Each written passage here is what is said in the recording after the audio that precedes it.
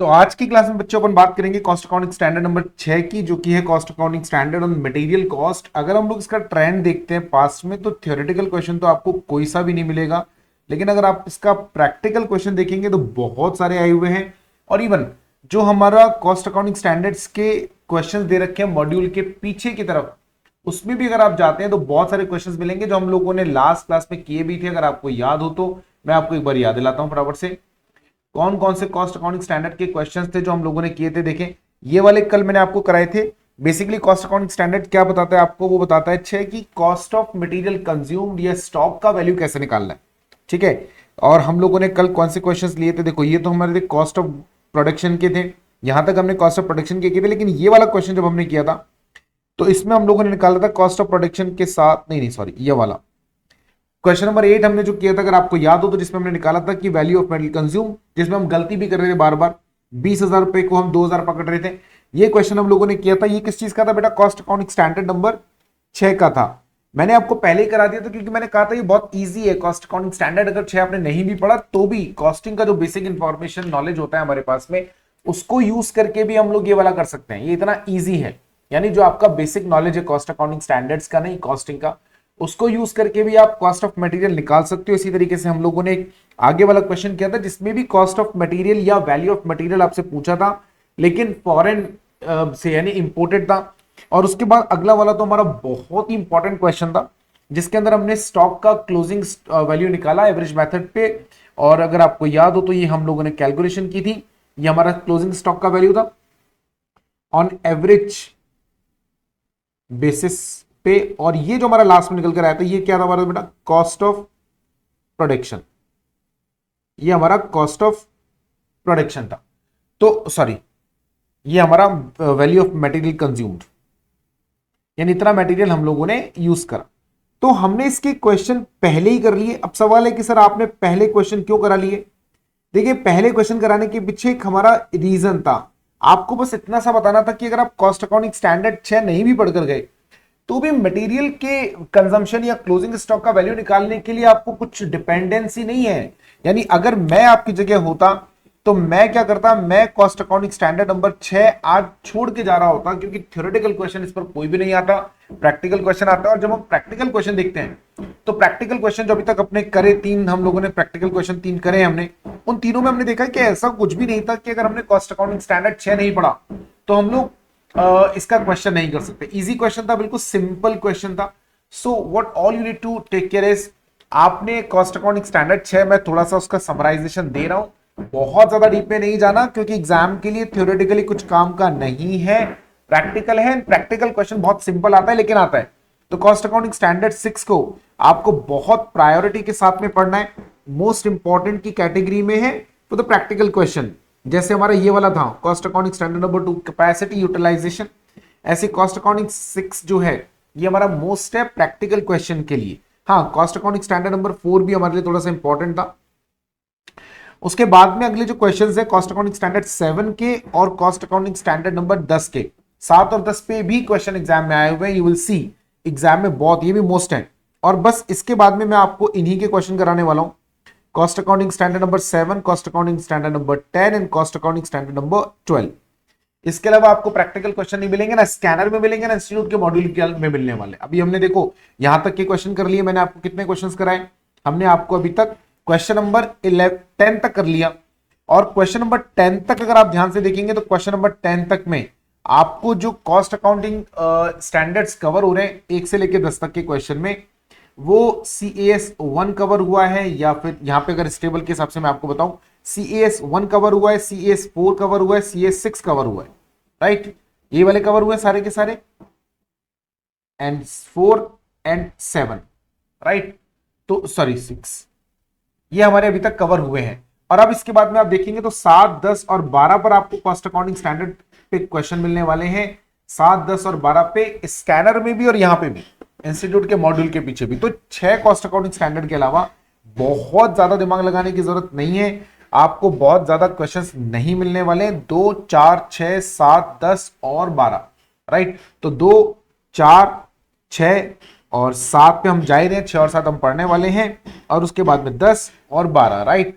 तो फटाफट से चलते हैं हम लोग अपने कॉस्ट अकाउंटिंग स्टैंडर्ड नंबर 6 पे, जिसके प्रैक्टिकल क्वेश्चन हम ले चुके हैं। क्या प्रिंसिपल्स एंड मेथड्स हैं, ये तो इसका नॉर्मल डेफिनेशन है जो कि हर कॉस्ट अकाउंटिंग स्टैंडर्ड में कॉमन होता है। इसका जो वो है principle methods for classification, measurement and assignment of material cost. अगर आप लेबर वाला पढ़ेंगे तो वहां पर हो जाएगा classification, measurement and assignment of labour cost and so on. To bring uniformity and consistency सब में कॉमन होता है, कुछ भी नया नहीं इसके अंदर। ठीक है, यहां पर हमने कुछ आपको शॉर्ट में समझाने की कोशिश करी। एक तो होता है रॉ मटेरियल, एक होता है फाइनल प्रोडक्ट। फाइनल जो प्रोडक्ट होता है उसमें भी दो कैटेगरी, एक इंटरमीडिएट प्रोडक्ट यानी जिसमें आपको फर्दर प्रोसेसिंग की रिक्वायरमेंट होती है, जिसमें फर्दर प्रोसेसिंग की रिक्वायरमेंट नहीं है वो फाइनल प्रोडक्ट होगा। अभी जो इंटरमीडिएट प्रोडक्ट है, फाइनल प्रोडक्ट है, इसमें से कुछ डिफेक्टिव हो सकते हैं which do not meet quality standards. तो डिफेक्टिव का मतलब जिसमें क्वालिटी स्टैंडर्ड्स जो हमारे हैं उनके हिसाब से काम नहीं हुआ। अभी जो डिफेक्टिव्स हैं इनमें दो काम किए जा सकते हैं, इस पे रीवर्क भी हो सकता है और रिजेक्ट भी हो सकता है। रीवर्क मतलब it can brought to the quality standards by incurring additional cost, उसको बोलते हैं रीवर्क। यानी थोड़ा सा पैसे एक्स्ट्रा खर्च करें तो हम इसको वापस से स्टैंडर्ड वाले पे लेकर आ सकते हैं। तो ये क्या बन जाएगा बेटा, ये बन जाएगा रीवर्क।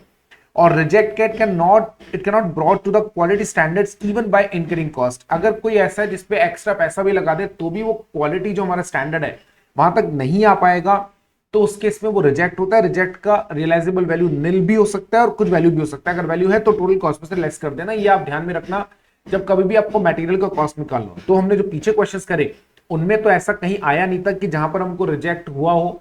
फिर भी आप याद रखें, अगर रिजेक्ट है तो उसका जो भी रियलाइजेबल वैल्यू है, अगर कुछ है तो जो कॉस्ट ऑफ मटेरियल है उसमें से लेस कर देना। ठीक है, वो आपको ध्यान में रखना है। अच्छा, material product which is not as per specification और requirement can not be rectified economically then it is called as spoilage. यदि आप उसको रेक्टिफाई नहीं कर सकते इकोनॉमिकली रेक्टिफाई करने का मतलब है उतना खर्चा करने के बाद भी अगर उसका उतना वैल्यू ना मिले तो क्या फायदा। इसलिए इकोनॉमिकली का मतलब उतना ही खर्चा जितना की रिक्वायरमेंट है, राइट। डिस्कार्डेड मटेरियल क्या होता है, which do not have any value or have insignificant value which is either reintroduced as a raw material or disposed of। यदि कोई भी ऐसा डिस्कार्डेड मटेरियल है जिसका या तो वैल्यू है ही नहीं है, इनसिग्निफिकेंट है, तो उसे अगर आपने as a raw material introduce कर दिया या फिर आप चाहो तो डिस्पोज ऑफ, अगर उसका कुछ भी नहीं हो सकता then it is called as scrap. And last but which is called waste. Waste means material lost during the production और storage, it is called as a waste. ठीक है, अब मटेरियल वाले में आपको क्या करना है, मटेरियल रिसीप्ट का वैल्यू पर आ जाता है सीधा, क्योंकि यही हमारे लिए इंपॉर्टेंट होने वाला है। मटेरियल रिसीप्ट का वैल्यू कैसे लेंगे, परचेस प्राइस जितने भी टैक्सेस हैं उसमें ऐड कर देंगे, फ्रेट का अमाउंट ऐड करेंगे, other expenditures which is directly related to the product. अगर आप लोगों को याद हो जो हमने क्वेश्चंस करे पीछे 8 9 10 उसमें भी हमने ऐसे ही करा, परचेस प्राइस जोड़ा, टैक्सेस जोड़ा। अगर टैक्सेस का कोई रिफंड है तो लेस कर देंगे, कोई डिस्काउंट है, trade discount, mind the trade discount, cash discount को लेस नहीं कर देना क्योंकि कैश डिस्काउंट पेमेंट के टाइम पर होता है। तो जो हमने क्वेश्चंस करे थे लास्ट उनमें कैश डिस्काउंट था, इसलिए हम लोगों ने उसको लेस नहीं करा। Now this will be going to be the final cost purchased. अब इसमें आपको कुछ मटेरियल कुछ एडजस्टमेंट करने होते हैं, जैसे spoilage if it is up to the receipt of material from supplier at the manufacturing place और place from where the service will be provided. Normal shall be added to the final cost of material. पहले हम spoilage का मतलब बता रहे हैं, up to the receipt of material. देखिए, जब तक सप्लायर के पास से मटेरियल हमारे पास में नहीं आ जाता, हमारे पास मतलब जहां पर हमको मैन्युफैक्चरिंग करनी है रॉ मटेरियल से फिनिश गुड्स, उस तक जो भी उसमें नुकसान होगा वो स्पॉइलेज कहलाता है।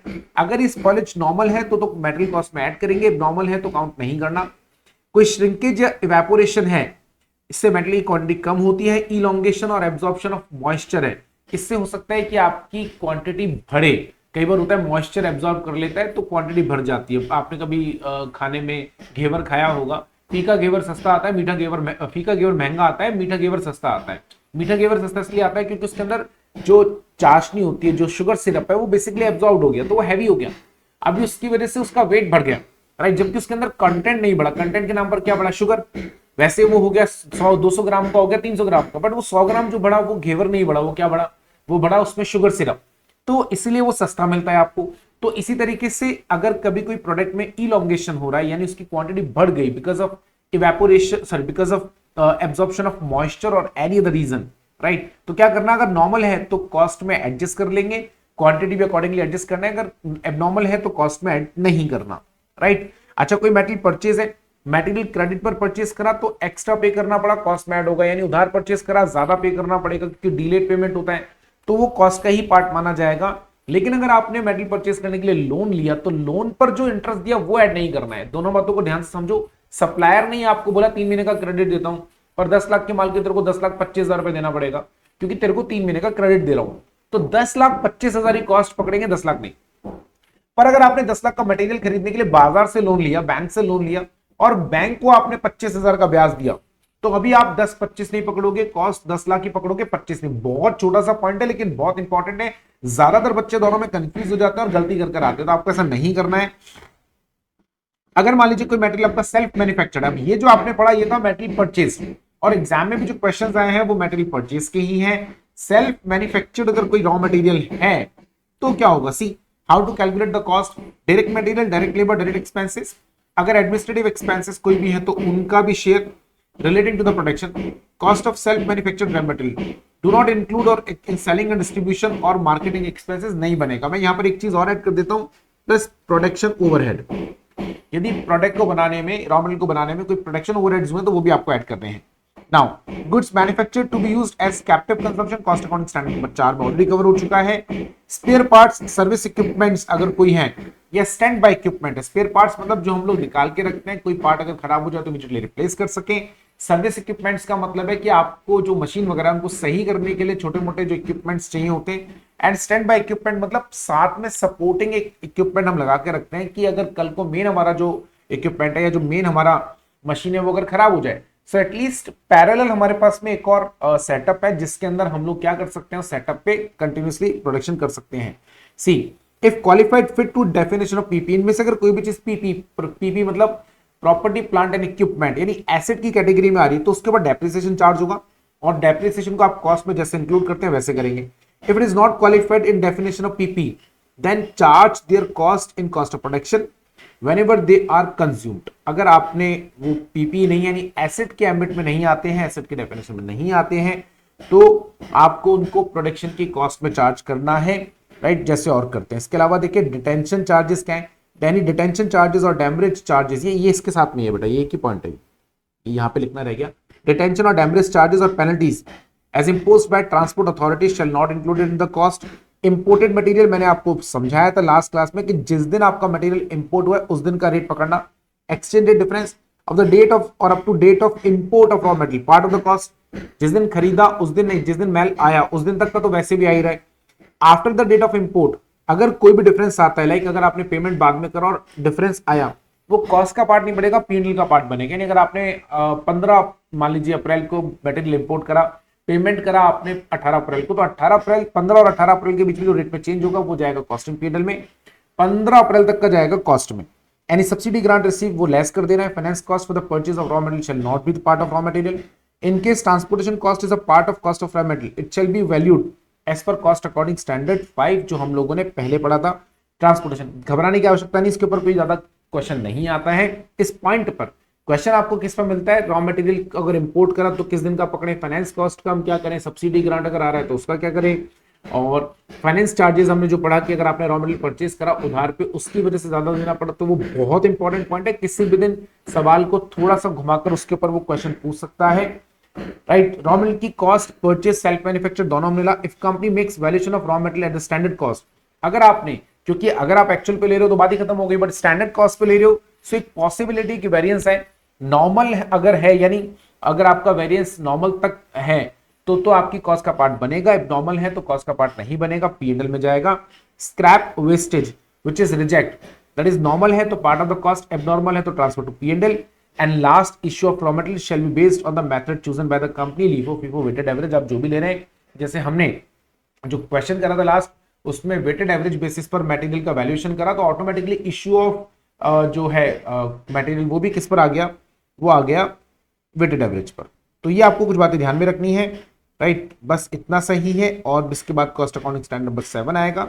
6 के क्वेश्चन ऑलरेडी हम कर चुके हैं तो इसीलिए हमको 6 के क्वेश्चंस करने की जरूरत नहीं है, बट अब हमें 7 के क्वेश्चंस करने हैं। तो कॉस्ट अकाउंटिंग स्टैंडर्ड नंबर 7 किस चीज के बारे में है, it is on employee cost, right. Employee cost बस 7 पढ़ेंगे, उसके बाद में 10 पढ़ेंगे और उसके बाद में 12 पढ़ेंगे, ठीक है ना।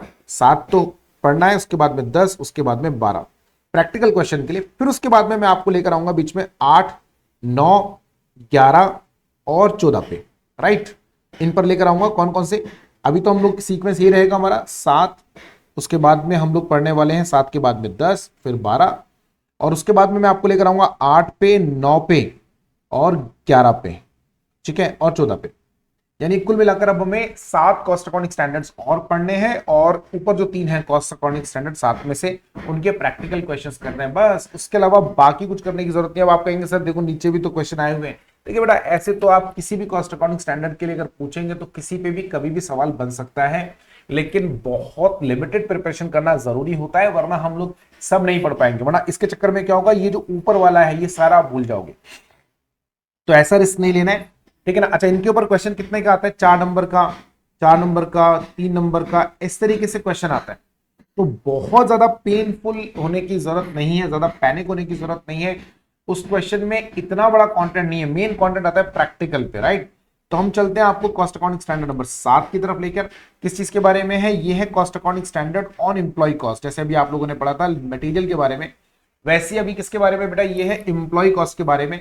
सो ये हमें क्या बताता है, हमें बताता है measurement and assignment of particular like employee and labour cost, like which is measurement and assignment of particular cost element for the purpose of determination of cost of product। Common है, सब में सेम ही होता है, objective वगैरह। Install capacity, normal capacity, right, ये हम पीछे already पढ़ चुके हैं कॉस्ट अकाउंटिंग स्टैंडर्ड नंबर 2 में। बस इतना याद रखना, labour is paid for the normal cost, right. So if there is a difference of time is called idle time, यानी आपका नॉर्मल ऊपर पढ़ाया भी था मैंने आइडल टाइम, जिसमें 2 कैटेगरी बनाई थी, एबनॉर्मल आइडल टाइम और normal idle time. Cost of labor is booked against a cost object is actual labor worked, right? So the difference of the time is called idle time and the cost of such idle time is called idle time cost। Cost of idle time how to record depends upon whether such idle time is normal or abnormal। अगर normal है तो cost का part बनेगा, abnormal है तो cost का part नहीं बनेगा। सी part of the cost नहीं बनाना है, क्रॉस लगा रखा है। Abnormal idle time which occur due to the unexpected और नॉन रेकरिंग, अगर याद हो तो हमने पीछे कैलकुलेशंस भी की थी इसके बारे में, राइट। और यहां पर देखिए डिटेल में आइडल टाइम के बारे में बताया, difference between time for employees which is paid and the time of the labour which is booked against cost object.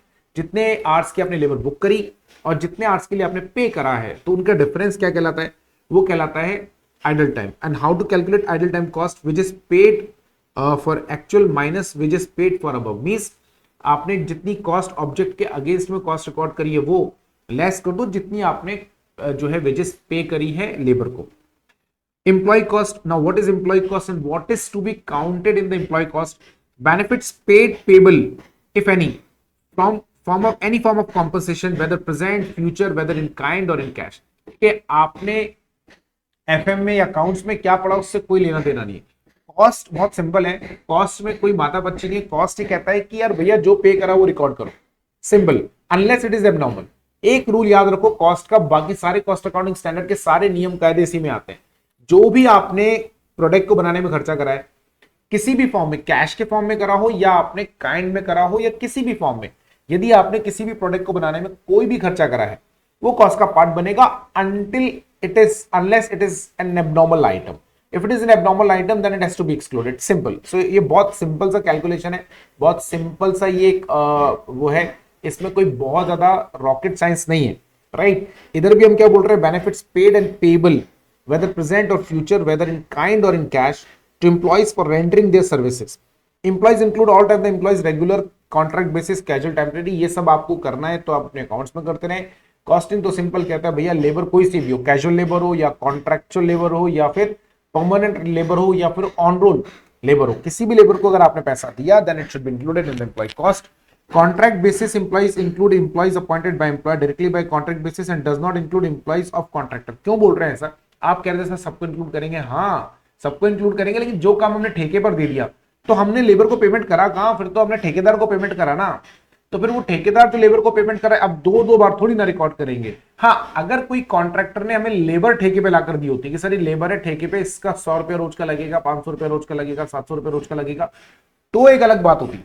फिर हम उस लेबर कॉस्ट को क्या करते हैं, अपनी लेबर का पार्ट मानते। पर जहां पर हमने, ध्यान दीजिएगा जरा, जहां पर हमने लेबर को या लेबर कॉस्ट को इंक्लूड करना है तो एक ही बार तो इंक्लूड करेंगे ना।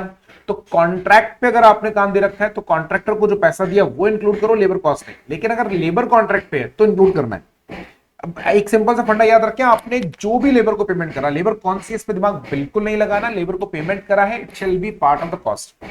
Amount paid on account of settlement of any kind of past disputes shall not be the part of employee cost. क्योंकि देखो बेटा, करंट कॉस्ट में करंट कॉस्ट ली जाएगी, पास्ट में आपने किसी को पेमेंट करा वो इंक्लूड नहीं करना है। And past provisions for the payment of wages shell not B part of the cost. अगर आपने पेमेंट ऑफ वेजेस को लेकर कोई प्रोविजन बनाया, provisions are never becomes the part of the cost, ये आपको ध्यान रखना है थोड़ा सा। आगे देखो, amount paid beyond the normal wages for the working beyond normal working hours. देखिए वो ओवर टाइम वेजेस होता है, ओवर टाइम को इंक्लूड करना होता है, बिल्कुल इंक्लूड करना होता है, ठीक है।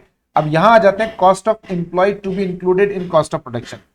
Gross employee cost shall be taken into cost of production, that is all the benefits paid to the employee, right? ये हमने ऊपर डिस्कस कर ही लिया। प्लस कोई बोनस अगर आपने दिया तो वो भी आप ऐड करेंगे।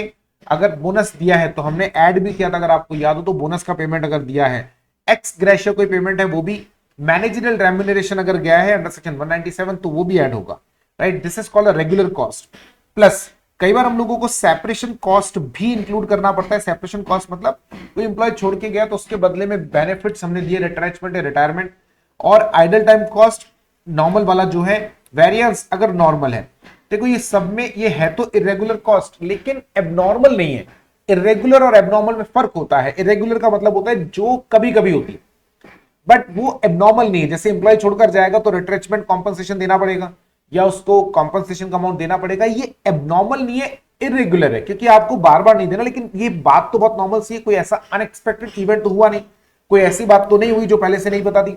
इसी तरीके से आइडल टाइम हमको पता है, नॉर्मल तक अगर आइडल टाइम है होगा ही। There is no as such a possible case where idle time is zero. Variances है वो भी इंक्लूड करना है। इसमें से लेस क्या करोगे, सब्सिडी और ग्रांट फॉर द गवर्नमेंट हमने लेस किया भी। रिकवरी फ्रॉम एम्प्लॉइज, अगर बाई चांस एम्प्लॉय को कोई फैसिलिटी वगैरह देते हैं, जैसे हाउस अकोमोडेशन है, व्हीकल अकोमोडेशन है, या कोई भी अगर आपने उसको फैसिलिटी दिया, उसके बदले में कोई पैसा अगर हम लोग उससे रिकवर कर रहे हैं तो वो आपको लेस कर देना है। और ये टोटल आएगा, penalties paid to statutory authority shall not form the part of cost. तो कभी भी नहीं होता, किसी भी कॉस्ट अकाउंटिंग स्टैंडर्ड में नहीं है, सब में कॉमन है। What not to be included, cost of abnormal idle time already बता चुके। एबनॉर्मल वेरिएंस ये भी इंक्लूड नहीं करना। एबनॉर्मल कोई और अदर कॉस्ट है वो भी इंक्लूड नहीं करना। इंप्यूटेड कॉस्ट भी इंक्लूड नहीं करना। फाइनेंस कॉस्ट भी इंक्लूड नहीं करना। पेनल्टीज भी इंक्लूड नहीं करना। Common to all cost accounting standards, ये बिल्कुल नॉर्मल चीजें हैं। मैंने अभी 2 मिनट पहले आपको एक छोटी सी बात कही, every cost becomes the part of total cost unless that is an abnormal cost, right? कोई भी कॉस्ट है उसको आपको अपनी नॉर्मल कॉस्ट का पार्ट मानना है, बस तब नहीं मानना जब वो एबनॉर्मल कॉस्ट है, राइट? तो बात खत्म हो जाती है, इसमें दिमाग लगाने का कोई काम ही नहीं। नाउ कैसे डिफरेंट कॉस्ट पे असाइन करना है, दो इसके ऊपर कोई सवाल नहीं पूछता, क्योंकि वो आपसे सिर्फ कॉस्ट में लेबर की कॉस्ट को कैसे इंक्लूड करें इसी पर क्वेश्चन पूछता है, पूछता ही नहीं बाकी पर क्वेश्चन। तो बहुत ज्यादा हमें परेशान नहीं होना है, बहुत ज्यादा हमें चिंता नहीं करनी है कि सर क्या होगा, कॉस्ट अकाउंटिंग स्टैंडर्ड पर नहीं पूछेगा। डिफरेंट प्रोडक्ट्स में कैसे साइन करना है, employee cost not traceable to any product allocate on the same. दो चीजें कर लो सिंपल। अब ये भी रूल बड़ा सिंपल है, if any cost, material cost, labour cost, overhead cost और any other kind of the cost, if it is traceable to a cost object, if it is traceable to a cost object, it shall be recorded to that particular product.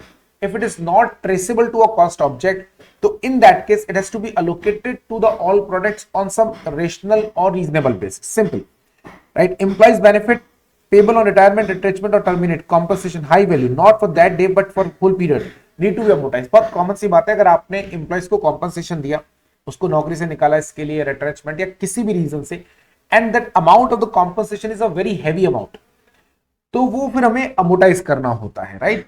तो ये आपको ध्यान में रखना है। बस खत्म हो गया, इतना सही है cost accounting standard number 7, right? अभी मैं आपको मूव कराता हूं कॉस्ट अकाउंटिंग स्टैंडर्ड नंबर 10 पे, क्योंकि जैसे मैंने आपको कहा था कॉस्ट अकाउंटिंग स्टैंडर्ड नंबर 8 पे थ्योरेटिकल क्वेश्चन आता है। एक बार प्रैक्टिकल क्वेश्चन आया हुआ है बहुत पहले, बहुत ज्यादा तो नहीं है। इस चीज के बारे में बता देता हूँ, कॉस्ट अकाउंटिंग स्टैंडर्ड नंबर 8 पढ़ाऊंगा तो मैं आपको वैसे भी, राइट? ऐसा नहीं है कि हम इसको छोड़ने वाले हैं, बट इस पे प्रैक्टिकल क्वेश्चन नहीं आता। It is on the cost of utilities, right? Cost of utilities, ये यूटिलिटीज क्या होती हैं, चलो इसको थोड़ा सा ले लेते हैं, क्योंकि इसको हमें पढ़ना तो वैसे भी है ही। कॉस्ट अकाउंटिंग स्टैंडर्ड नंबर 8 तो यही ले लेते हैं, कॉस्ट इसी सीक्वेंस में चल लेते हैं। 7, 8, 9, 10, 11, 12 एंड 14 इसी सीक्वेंस में चलता है, फिर एक साथ प्रैक्टिकल ले लेंगे, ठीक है? ऐसे अलग अलग नहीं करते। पहले हम लोग क्या कर लेते हैं, 7 पढ़ लेते हैं, 8 भी पढ़ लेते हैं, क्योंकि एक प्रैक्टिकल क्वेश्चन आया है, फिर 10, 12 पढ़ के और फिर हम लोग थोड़ा सा जो है प्रैक्टिकल क्वेश्चन की तरफ चलेंगे। बस एक बार 8 और देख लो फटाफट से, क्या है देखो, कॉस्ट ऑफ यूटिलिटीज क्या होता है, मतलब अरे ये कहां गए हम लोग, पीछे आ गए क्या, तो यहां आपको साइड में लिए चलते जरा सा। यूटिलिटीज क्या होता है बेटा, यूटिलिटीज मतलब any kind of the ancillary services और products to be used during the process of production but do not become the part of final product. छोटी छोटी चीजें हैं जो प्रोडक्ट को बनाते समय हमें यूज करनी होती है, जो कि मेन प्रोडक्ट का पार्ट नहीं बनती। फॉर एग्जाम्पल अगर कोई मटेरियल है, तो मटेरियल जब उसको रॉ मटेरियल को आप यूज करके फाइनल प्रोडक्ट बनाओगे, तो फाइनल प्रोडक्ट में वो रॉ मटेरियल दिखेगा या उसका मॉडिफाइड वर्जन दिखेगा, फॉर्म दिखेगा, हमें पता चलेगा। जैसे आज अगर स्टील से हमने स्टील की बॉटल बनाई, अब स्टील की जो जो बड़ी बड़ी शीट्स होती हैं उनसे बॉटल बनाई, इस बॉटल को देख के पता चल रहा है ना इसमें स्टील यूज हुआ है। इस मोबाइल को देख के पता चल रहा है ना इसके अंदर ग्लास यूज हुआ है। इस घड़ी को देख के पता चल रहा है ना इसके अंदर ये स्टील यूज हुआ है या ये कांच यूज हुआ है। लेकिन यूटिलिटीज वो प्रोडक्ट्स होते हैं जो प्रोडक्ट को बनाते समय यूज तो होते हैं लेकिन प्रोडक्ट में दिखेंगे नहीं आपको, राइट, उनको बोलते हैं यूटिलिटीज। फॉर एग्जाम्पल इलेक्ट्रिसिटी आप यूज करते हो, लेकिन क्या आपको प्रोडक्ट में इलेक्ट्रिसिटी नजर आती है क्या, नहीं आती ना।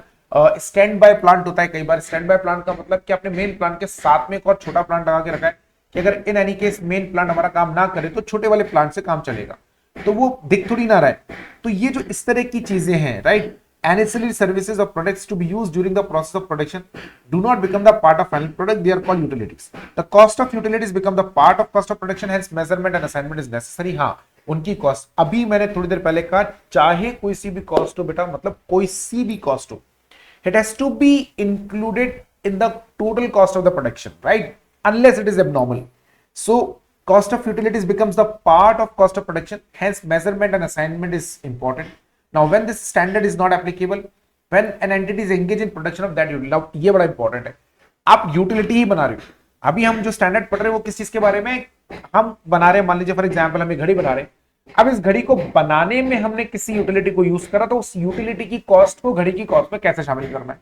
जैसे इलेक्ट्रिसिटी हमने कंज्यूम करी घड़ी बनाने में, तो उस इलेक्ट्रिसिटी की कॉस्ट को घड़ी की कॉस्ट में कैसे शामिल करें। लेकिन सोचो जो कंपनी इलेक्ट्रिसिटी ही बना रही है तो यहां थोड़ी ना आएगी, वो तो कॉस्ट ऑफ प्रोडक्शन जो हमने कल पढ़ा था उसमें आएगी। यानी हमें उसका कॉस्ट ऑफ प्रोडक्शन, इलेक्ट्रिसिटी के प्रोडक्शन का कॉस्ट ऑफ प्रोडक्शन निकालना है, तो वो हमारे लिए यूटिलिटी है। जो कंपनी इलेक्ट्रिसिटी बना रही है उसके लिए तो वही मेन प्रोडक्ट है, उसके लिए वो यूटिलिटी की कैटेगरी में नहीं आता, उसके लिए वो मेन प्रोडक्ट है। And since it is a main product for that entity, it has to be like its cost to be included according to, not according to this standard, क्योंकि वो मेन प्रोडक्ट है, वो utility नहीं, right. Standard on do not deal, standard do not deal with the treatment of carbon credit, क्योंकि उसके लिए अभी तक हमारे इंस्टीट्यूट ने कोई बात नहीं करी है।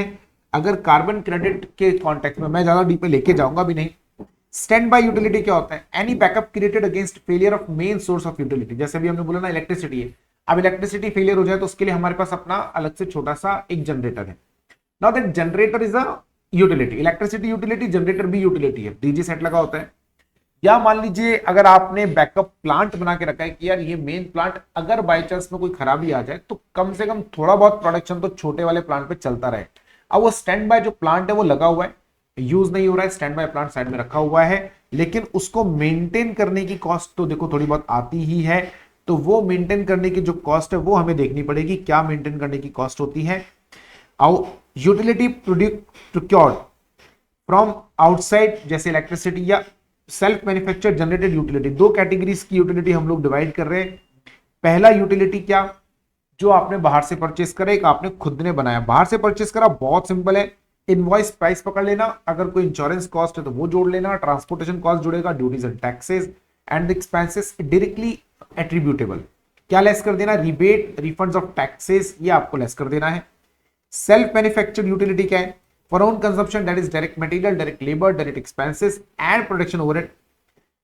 देखो आप ध्यान से सुनना, मैं सब में एक एक ऐड करता जाऊंगा। ये अगर कोई यूटिलिटी सेल्फ जनरेटेड है और आप ही उसको कंज्यूम करने वाले, जिस डिपार्टमेंट ने जनरेट करा वही कंज्यूम करने वाला है, तो direct material, direct labour, direct expenses, production overhead. लेकिन जो आपने यूटिलिटी जनरेट करी वो आप भी कंज्यूम करोगे और अपनी किसी यूनिट को भी ट्रांसफर करोगे, अपने किसी डिपार्टमेंट को, राइट, उसको भी। तो फिर क्या करना, देखो टोटल कॉस्ट तो ये है, इसको स्प्लिट कर लेना जितनी आपको यूज करनी है। मान लीजिए आपने 5000 यूनिट बनाई, टोटल कॉस्ट आया 5 लाख, तो 5 और उसमें से 3000 आप यूज करोगे, 2000 आगे भेजोगे, कोई बात नहीं। 5 lakh divided by 5000 multiply by 3000, ये तो गई हमारे लिए, क्योंकि इसमें क्या है, direct material, direct labour, direct expenses and production overhead. अब जो 2 लाख बचा, जो कि 2000 यूनिट का है, उसमें अब क्या जोड़ देंगे, कॉस्ट ऑफ डिस्ट्रीब्यूशन भी, उस तक पहुंचाने का, ये भी तो करना पड़ेगा ना। अभी कॉस्ट ऑफ डिस्ट्रीब्यूशन तो जो आपने ट्रांसफर करा उसी में ऐड होगी ना यार, टोटल में तो ऐड होगी नहीं। अब इंटर कंपनी ट्रांसफर है, किसी दूसरी कंपनी को ट्रांसफर करा, लेकिन आप ही की है सब्सिडियरी एंड एसोसिएट, तो direct material, direct labour, direct expenses, production overhead, cost of distribution plus administrative expenses का एक हिस्सा भी हो जाएगा, क्योंकि जब बाहर वाली किसी कंपनी को दे रहे हैं, भले ही वो हमारी सब्सिडियरी, लेकिन टेक्निकली तो कंपनी से अलग है, तो एडमिनिस्ट्रेटिव एक्सपेंसेस का हिस्सा भी। और अगर आपने अदर ही कंपनी को दिया, आपकी भी नहीं है वो कंपनी ना, इंटर कंपनी ट्रांसफर नहीं है, तो बेटा ये सब जोड़ने के साथ साथ मार्केटिंग एक्सपेंसेस भी आपको जोड़ लेने हैं। अभी जो कॉस्ट आपने निकाली, इसमें से नॉर्मल लॉस इंक्लूड करना है। क्या क्या चीजें हटानी है, वही कॉमन है यार, इंप्यूटेड कॉस्ट हटानी है, फाइनेंस चार्जेस हटाने हैं, पेनल्टीज हटानी है, कोई एबनॉर्मल कॉस्ट है वो हटानी है, गवर्नमेंट से कोई सब्सिडी या रिफंड मिला है तो वो लेस कर देना है। If utilities valuation is made on the standard cost, variance आएगा, प्राइस वेरिएंस आता है, ऑलवेज इंक्लूड करना है, यूसेजेस वेरिएंस आता है, नॉर्मल इंक्लूड करना है, एबनॉर्मल इंक्लूड नहीं करना। अच्छे से रट लो, बहुत इंपॉर्टेंट है, बहुत सारी जगह आपसे पूछेगा। तो यदि वेरिएंस आता है, ठीक है ना, और वेरिएंस अगर प्राइस का आता है हमेशा इंक्लूड करना है, लेकिन अगर क्वांटिटी का वेरिएंस आता है, नॉर्मल है तो इंक्लूड करना है, एबनॉर्मल है तो इंक्लूड नहीं करना, यानी एक्सक्लूड करना है।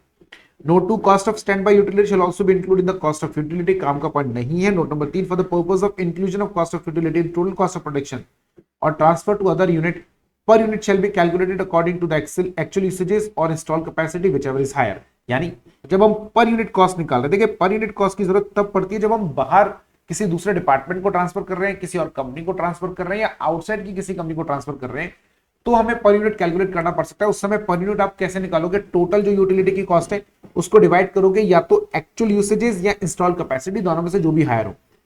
हायर इसलिए पकड़ रहे हैं क्योंकि हायर पकड़ोगे तो पर यूनिट थोड़ा सा कम आएगा, तो इंस्टॉल और एक्चुअल दोनों में से जो भी है, any unabsorbed portion shall be transfer to the profit and loss account, उसमें आपको ट्रांसफर कर देना है।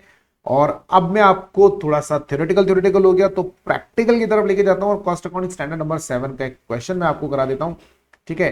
तो थोड़ा सा आपको अच्छा लगेगा, कॉस्ट अकाउंटिंग स्टैंडर्ड नंबर 7 का एक क्वेश्चन हम लोग ले लेते हैं, ठीक है।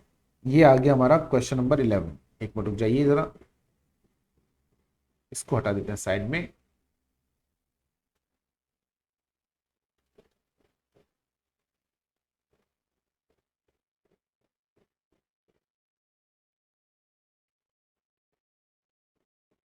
यहां से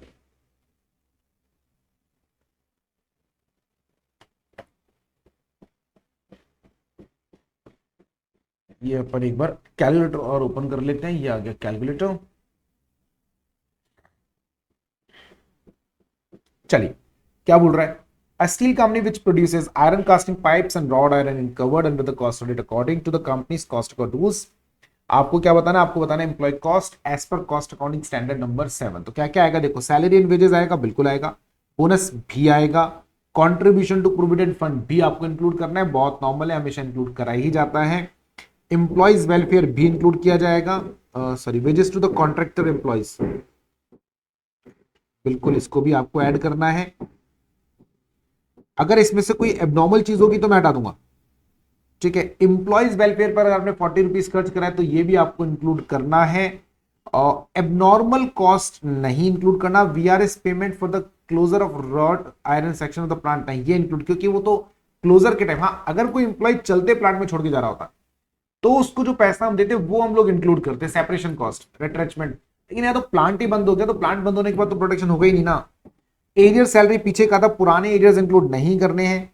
compensation paid against past periods against cost court order, ये भी आपको शामिल नहीं करना। यानी ये 4 आइटम तो नहीं आने वाले हैं, तो कुल मिलाकर हमारे पास में आएंगे 5 आइटम, राइट। ये आपको ध्यान में रखना है। तो कॉम्पनसेशन नहीं आ रहा, ठीक है, ये हटा देंगे यहां से। अब आते हैं, कुल मिलाकर हमारे पास कितना हो गया, 750 प्लस 100 प्लस 90 प्लस 100। अभी मैं आपको एक चीज बताऊंगा इसके अंदर मुद्दे की बात। ये कितना हो गया, 850, 950 एंड 105 एंड 1080। अब अगर आप ध्यान से देखेंगे तो एक छोटी सी चीज है जो कि शायद आपने भी ओवरलुक करी और मैंने तो जानबूझ के ओवरलुक करी। यहां क्या लिखा हुआ है, देखो मैंने आपको भी क्या कहा था थोड़ी देर पहले, यदि इंप्लॉइज कॉन्ट्रैक्ट पर आए उनको जो वेजेस दिया वो इंक्लूड करो।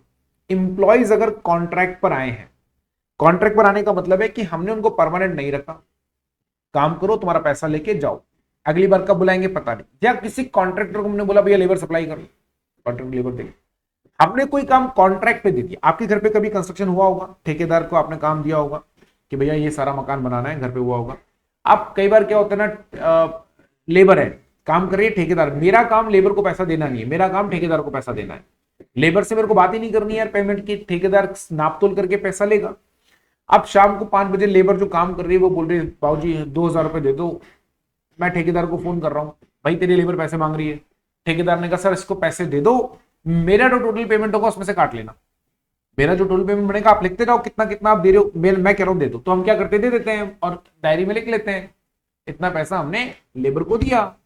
अभी बाद में जब कॉन्ट्रैक्टर का पेमेंट बनेगा तो टेक्निकली आपने जो लेबर कॉन्ट्रैक्टर को पेमेंट करा वही काउंट करोगे ना आप, वो जो लेबर को पेमेंट करा क्या उसको मैं अलग से अपनी वेजेस में रिकॉर्ड करूं क्या? नहीं, क्योंकि वो तो मैंने कॉन्ट्रैक्टर के बिहाफ पे दिया। आप यहां ध्यान से देखो क्या लिखा है, wages to contractor employee, contracted employee होता तो लेते, इसीलिए। अब ये वो गलती है जो सब बच्चे लगभग करके आते ही हैं, यानी इसमें से ये वाला 100 काउंट नहीं होगा, तो ये कितना आना चाहिए 980 आना चाहिए। देखते हैं 980 आ रहा है क्या, 980 आ रहा है तो बहुत सिंपल सा है, ठीक है। उसके बाद में अगला जो क्वेश्चन है वो है कॉस्ट शीट का क्वेश्चन आ गया। ये तो ये बेसिकली क्वेश्चन लेबर पेमेंट का नहीं है, ये कॉस्ट शीट का क्वेश्चन है। कोई बात नहीं, कॉस्ट शीट का क्वेश्चन है तो कॉस्ट शीट का कर लेते हैं। वैसे भी हम लोगों ने कॉस्ट शीट तो पढ़ ही ली है, इसमें नया तो वैसे भी कुछ भी नहीं है, तो फटाफट से निकाल ही लेते हैं कि कैसे निकाला जाएगा कॉस्ट जो है अगर आपने अपने लिए इलेक्ट्रिसिटी जनरेट करा, राइट। अब तो ये नहीं, ये क्वेश्चन किस चीज का मालूम है, ये क्वेश्चन है यूटिलिटी का। अभी यूटिलिटी का क्वेश्चन कैसे बताता हूं आपको। हमने अभी थोड़ी देर पहले क्या पढ़ा था, अगर आपने इलेक्ट्रिसिटी यूटिलिटी जनरेट करा सेल्फ मैन्युफैक्चर्ड या बाहर से, देखो manufacturing firm has its own power plant, तो ये क्या है यूटिलिटी, इसलिए। लेकिन लेकिन लेकिन आप इसे कॉस्ट अकाउंटिंग स्टैंडर्ड 8 में कवर कर भी सकते हो, आप चाहो तो इसे कॉस्ट अकाउंटिंग स्टैंडर्ड 8 में ना कवर करके सिंपल कॉस्ट अकाउंटिंग प्रोडक्शन जैसे कॉस्ट ऑफ प्रोडक्शन हम निकालते हैं वैसे भी निकाल सकते हो, इसे कोई फर्क नहीं पड़ता। आपने कैप्टिव कंजम्पशन के लिए निकाला हो तो भी सेम तरीका रहेगा, तो कोई बहुत ज्यादा डिफरेंस नहीं आने वाला, इसीलिए चिंता नहीं करना। वैसे ये कॉस्ट अकाउंटिंग स्टैंडर्ड 8 का क्वेश्चन है क्योंकि यूटिलिटी के ऊपर है, लेकिन कॉस्ट ऑफ प्रोडक्शन निकालने का तरीका बिल्कुल वैसा ही है बेटा जैसा कि नॉर्मली होता है। देखो मैं अभी आपको निकाल कर बताता हूं, कुछ भी एबनॉर्मल नहीं करना। अच्छा, अभी आपने जो कॉस्ट ऑफ यूटिलिटी कैलकुलेट करने का तरीका पढ़ा, उस तरीके में भी ऐसा कुछ एबनॉर्मल तो था नहीं, ऐसा तो कोई तरीका नहीं था जिसके अंदर हमें अलग से कुछ एफर्ट्स लगाने पड़ रहे हो, राइट। तो वो हमें ध्यान में रखना है।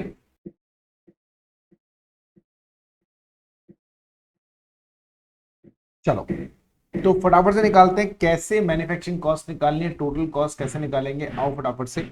क्या बोल रहा है, manufacturing firm has its own power plant to cater its need to manufacturing process. 1 month data is given below. Number of units produced 100 lakhs, of which 5% is used by generating unit. Right? 100 lakhs आपने unit generate करी है, 5% is use by generating plant, यानी वो खुद कैप्टिवली consume कर लेता है। अब इसमें क्या क्या यूज हुआ देखो, एक तो यूज हुआ है कोयल, तो कोयले की कॉस्ट कितनी आ रही है भाई, कोयल यूज हुआ है 30,000 metric ton at the rate of 300 metric ton, तो ये आ गया कितना 9 लैक्स, नहीं सॉरी 9 नहीं 90 लैक्स आई गेस है ना, 90 लैक्स, राइट। आप बता देना, मैं तो कैलकुलेट कर ही रहा हूं यहां पे।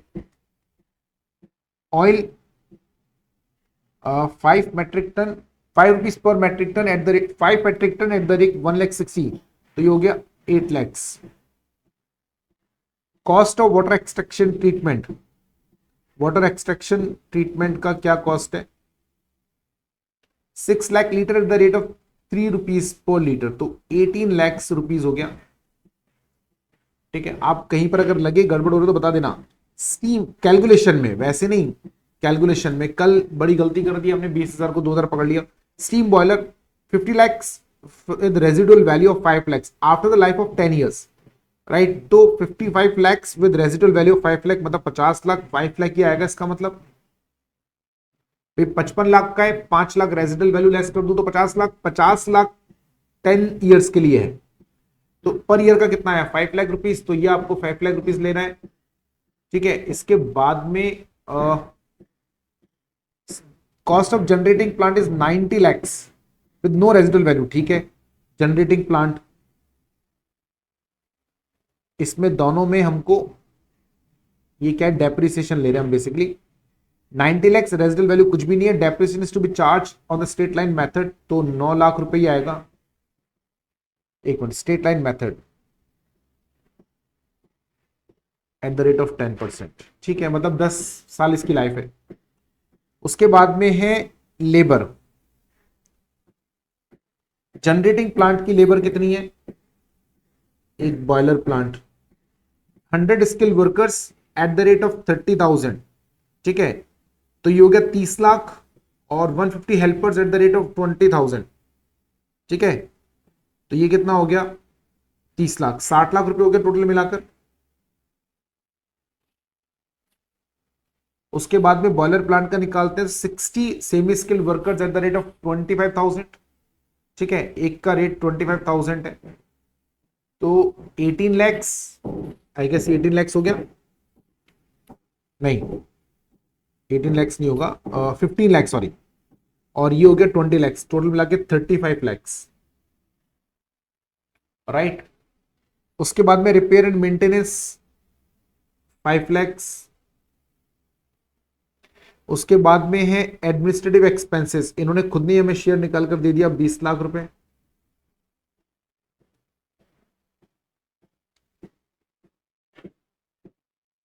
Realisation from the sale of ash disposed 1.5, ये तो लेस करना है बाद में, 1,50,000। ठीक है, अब आपको बताना है कॉस्ट कितना आ रहा है, तो देखो मैं टोटल कर लेता हूं, 90 लैक्स, 8 लैक्स, देन 18 लैक्स।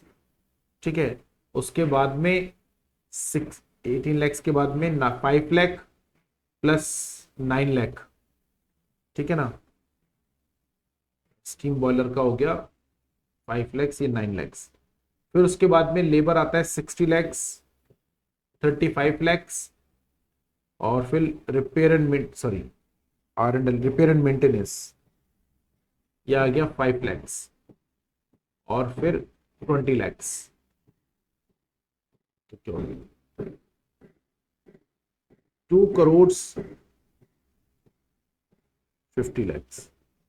दोबारा निकालो, 19 और ऐसे जोड़ लेते हैं 40, तो ये हो गया 60, ये हो गया, तो ये कितना हो गया टोटल मिलाकर 1 करोड़। ठीक है, और 1,90,00,000, 1,98,00,000, 2,16,00,000।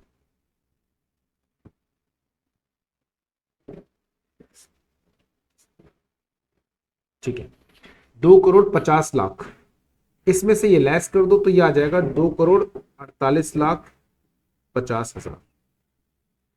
ठीक है, ये हमारा क्या रहेगा बेटा, कॉस्ट। तो ये आपको ध्यान में रखना है। अब इन्होंने हमसे क्या पूछा, इन्होंने पूछा, ये तो आ गया कॉस्ट पर यूनिट निकालना है। तो देखो बेटा ये बड़ा सिंपल सा है, आपने टोटल 100 लाख यूनिट बनाई, 5% तो उसी ने जनरेट कर ली, खुद ने यूज कर ली, तो हमारे पास तो 95 lakh unit I. 2,48,50,000 divided by 100 lakh, 95 lakhs. ठीक है, अब इसको लेस कर लो। अच्छा, अब यहां पर एक चीज छोटी सी क्या है, ये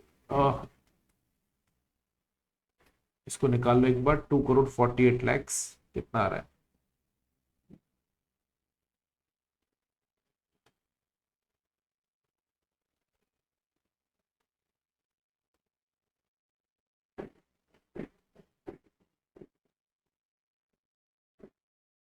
₹2.61।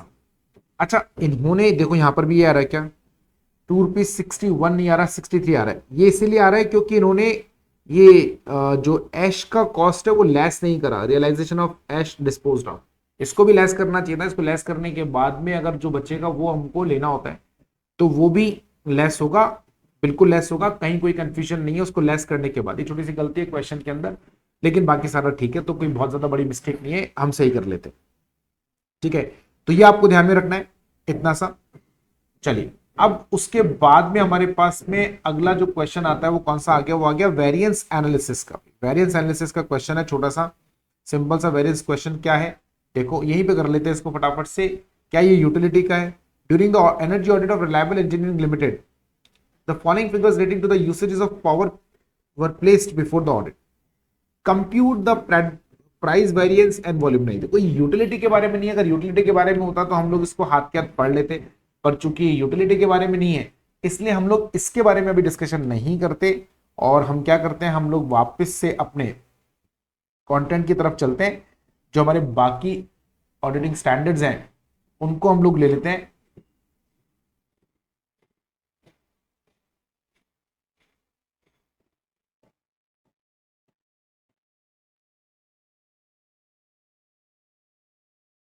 इसको यहां ले आते हैं फटाफट से, ये फाइल वहां चली गई। तो ये आ गया हमारा कॉस्ट अकाउंटिंग स्टैंडर्ड नंबर 8 तो हो ही गया। अभी हम लोग कॉस्ट अकाउंटिंग स्टैंडर्ड नंबर कौन सा ले लेते हैं, 9। क्यों, हमारी लिस्ट में कौन सा है देखो फटाफट से, 7 हो गया, 8 हो गया।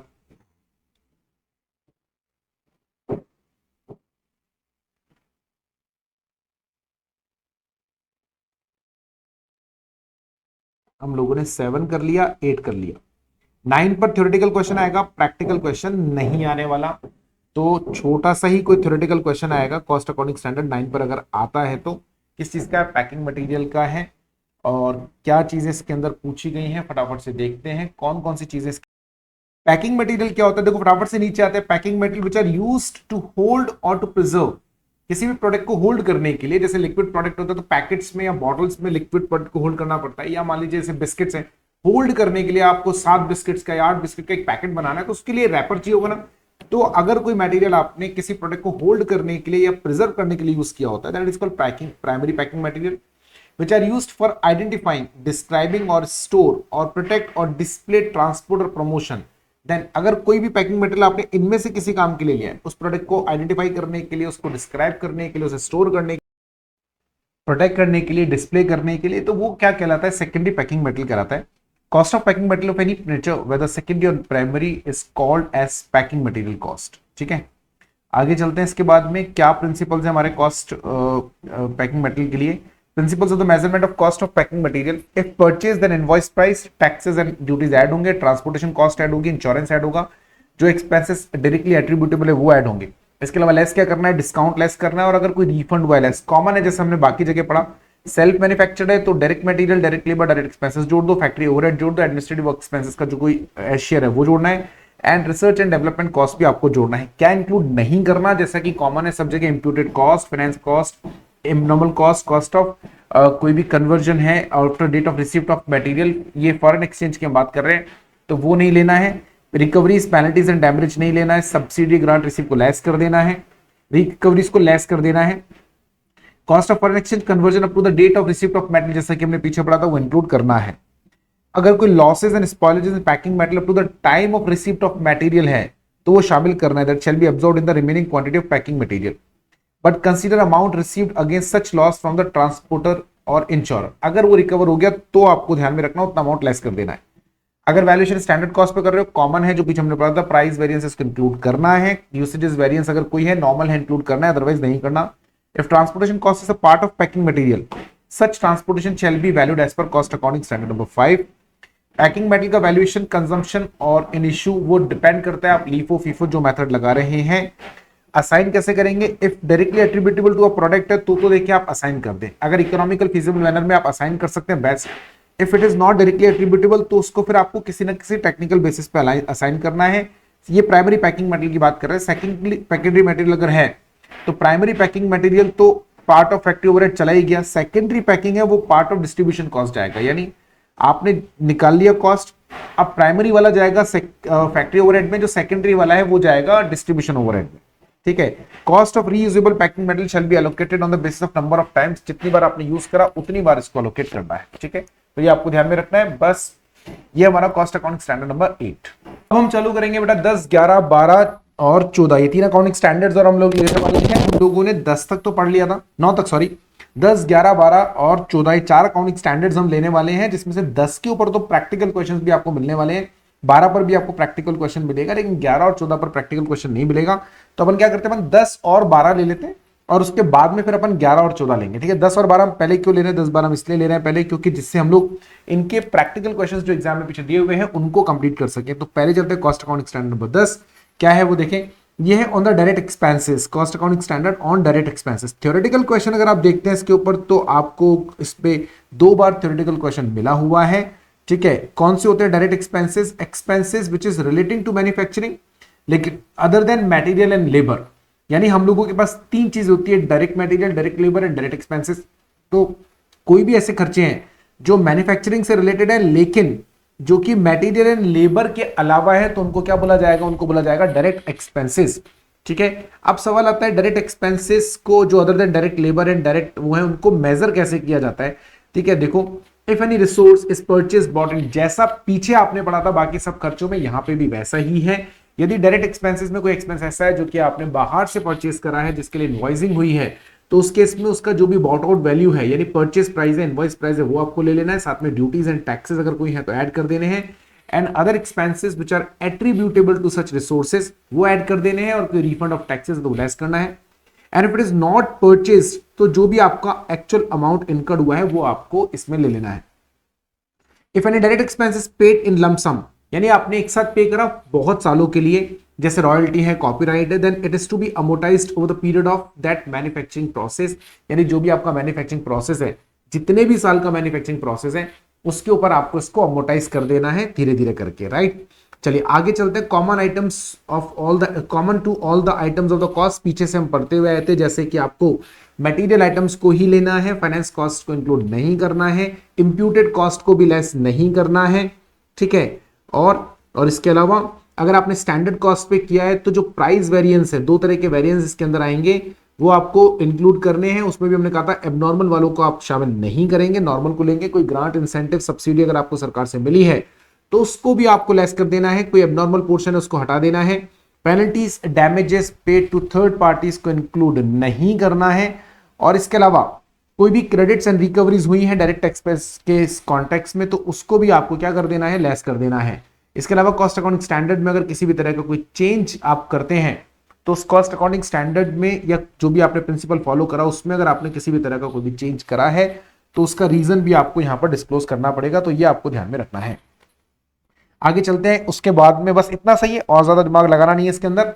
इसके बाद चलते हैं आगे कॉस्ट अकाउंटिंग स्टैंडर्ड नंबर 12 पे। अब ये कॉस्ट अकाउंटिंग स्टैंडर्ड नंबर 12 क्या है देखें। It is on repairs and maintenance cost. Repairs and maintenance cost क्या है देखें, फटाफट से देखते हैं। रिपेयर्स एंड मेंटेनेंस कॉस्ट ये एक ऐसा इनडायरेक्ट एक्सपेंडिचर है जो कि प्रोडक्शन ओवरहेड में आता है अगर ये प्रोडक्शन से रिलेटेड है तो।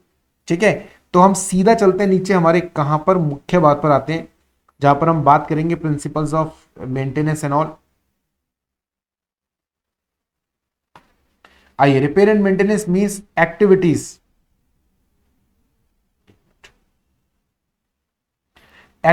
The objectives of which is to maintain और रिस्टोर एन एसेट। यदि किसी भी एसेट को रिस्टोर करना हो, हमारा basic objective repair and maintenance का क्या होता है, ये इंश्योर करना कि जो एसेट्स हैं उनको वापस से उसी वाली पोजीशन पे लेकर आना है जो पोजीशन आपकी, ठीक है, आपको उसी पोजीशन पर लेकर आना है। The activities of objective to which it is maintain और restore an asset, it's to state a position where it can perform intended functions at its intended capacity.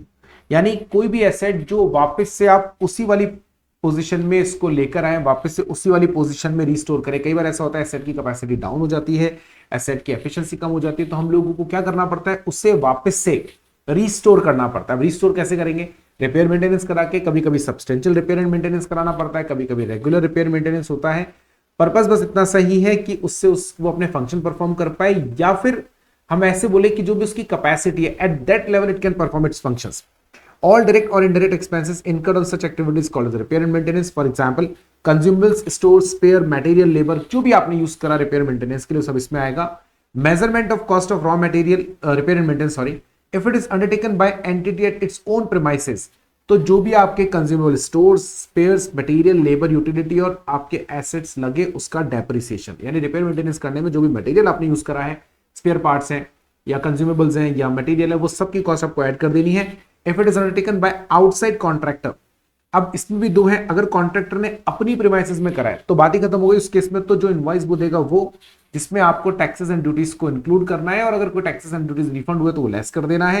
Plus अगर कोई मटेरियल हमने उसको दिया रिपेयर मेंटेनेंस के लिए तो generally हम नहीं देते, लेकिन अगर वही उन्होंने आपकी प्रीमाइसेस में करा, that is at premises of factory in office, तो उधर केस में लेबर कॉन्ट्रैक्टर को जो चार्जेस दिए प्लस कोई भी मटेरियल आपने उसको सप्लाई करा जैसे कंज्यूमेबल स्टोर स्पेयर, हम अपनी प्रीमाइसेस में रिपेयर मेंटेनेंस तभी कराते हैं जनरली जब मशीन उधर लेके नहीं जा सकती हो, या फिर हम चाहते हैं कि वहां से बस वो लेबर दे दे और बाकी जो है काम सब मटेरियल हम दे, तो उसको बोलते हैं repair maintenance at our premises, लेकिन बाहर से उस बंदे ने आपको लेबर सप्लाई करा। अच्छा, स्पेयर की बात करें तो स्पेयर आइटम क्या होता है? ऊपर हमने पढ़ा ना कि बहुत सारी चीजें स्पेयर मटेरियल, स्पेयर मतलब एक तो वो होता है जो खाली पड़ा हुआ है, ये स्पेयर वो वाला नहीं है। That is high value spare items अगर कोई है, और any spare part which increases capacity और efficiency of any asset should be capitalized with cost of that asset where it is to be used, right?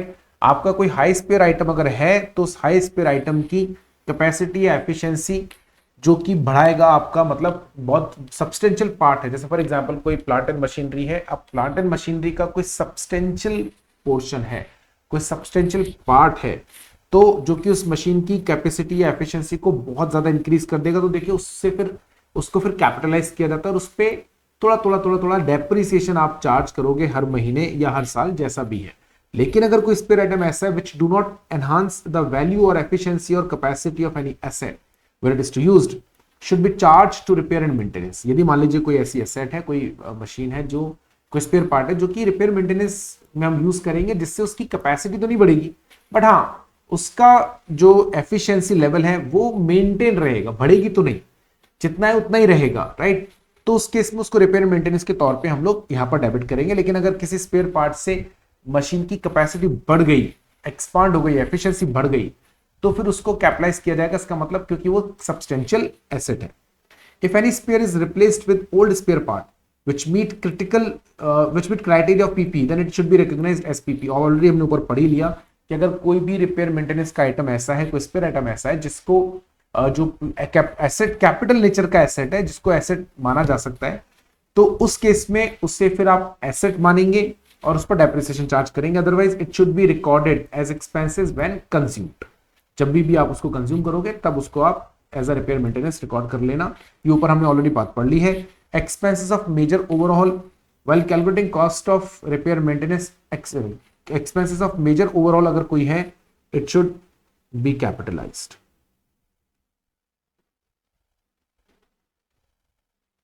अच्छा, while calculating cost of repairs and maintenance, क्या क्या जो normal हम imputed cost, finance cost, abnormal expenses, penalties को exclude करना है। Normal losses जितने भी हैं, ठीक है, वो आपको इंक्लूड करने हैं। अगर आपने स्टैंडर्ड कॉस्ट पे वैल्यूएशन करा है तो यूसेजेस वेरिएंस अगर एबनॉर्मल है तो लेस नहीं करना है, मतलब ऐड नहीं करना है। अगर नॉर्मल यूसेजेस वेरिएंस है तो इंक्लूड करना है। प्राइस वेरिएंस हमेशा इंक्लूड करना है, मतलब इसको कंसिडर करेंगे, इसको नॉट टू इंक्लूड। कौन सा? कोई ग्रांट या सब्सिडी मिली है, कोई यूसेजेस वेरिएंस है, कोई शेयर इन एक्सपेंसेस अगर है तो उसको लेस कर दो, मतलब आपके रिपेयर मेंटेनेंस का कोई हिस्सा अगर किसी और ने वो कर लिया है तो उसको दे देंगे। Assignment of cost of repair and maintenance directly traceable to cost object, अगर इकोनॉमिकली फीजिबल मैनर में आप इससे किसी प्रोडक्ट पे ट्रेस कर सकते हैं जिन्हें उसी के लिए किया गया तो well and good. If it is not directly traceable, so on any technical or reasonable basis such cause and effect relationship is to be established। यानी अगर डायरेक्टली ट्रेसेबल नहीं है तो उस केस में कोई भी टेक्निकल या रीजनेबल बेसिस हम लोग पकड़ेंगे, उसके आधार पे cause and effect relationship develop करेंगे और वो करेंगे। यही एक तरीका है, सब जितने भी कॉस्ट अकाउंटिंग स्टैंडर्ड्स है सब में हमने यही तरीका अडॉप्ट करा है, ठीक है। और अब हम चलते हैं दोनों के प्रैक्टिकल क्वेश्चंस की तरफ। तो क्वेश्चन नंबर 13 हमारे पास में, during the energy audit of Reliable Engineering Limited the following figures relating to the usages of power were placed before the auditor. कौन कौन सी चीजें देखो, एक तो टोटल पावर कंज्यूम्ड बताया हम लोगों को, टोटल पावर कंज्यूम्ड कितना आ रहा है 26,42,720, 27,44,360, 23,93,250। रेट पर किलोवाट कितना आ रहा है 6.29, 5.42 and so on. Total production कितना आ रहा है 422.16 and 416.36, 376.08। Compute the necessary productivity measures like price variance, volume variance of power usages during the year. आपको बताना है कितना प्राइस वेरिएंस है, कितना वॉल्यूम वेरिएंस है। अब प्राइस वेरिएंस तो हमने कहा था हमेशा इंक्लूड करना होता है, और वॉल्यूम वेरिएंस अगर नॉर्मल है तो इंक्लूड करना है, अब नॉर्मल है तो एक्सक्लूड करना होता है। तो वेरिएंस कैसे निकालेंगे, देखो टोटल पावर कंज्यूम कितना है 26। अगर हम लोग इसको टोटल प्रोडक्शन से निकालें, टोटल डेट, बहुत सिंपल सा क्वेश्चन है, इसमें ज्यादा कुछ माथापच्ची है नहीं, ठीक है ना। अगर हम लोग अपनी पावर कॉस्ट को निकालने बैठे कि हमारा पर यूनिट पावर कॉस्ट कितना है, तो हम लोग कैसे निकालेंगे, देखो रेट हम लोग को ऑलरेडी दे रखा है पर किलोवाट 6.29, ठीक है, और टोटल प्रोडक्शन है 422। तो आपको क्या करना है, आपको निकालना है 26,47,000, ठीक है ना। कैलकुलेटर ले लेते हैं एक बार हम लोग यहां पे बगल में। तो ये आ गया हमारे पास में 26,42,720 रुपए, ठीक है जी। एंड इसको हम डिवाइड कर देते हैं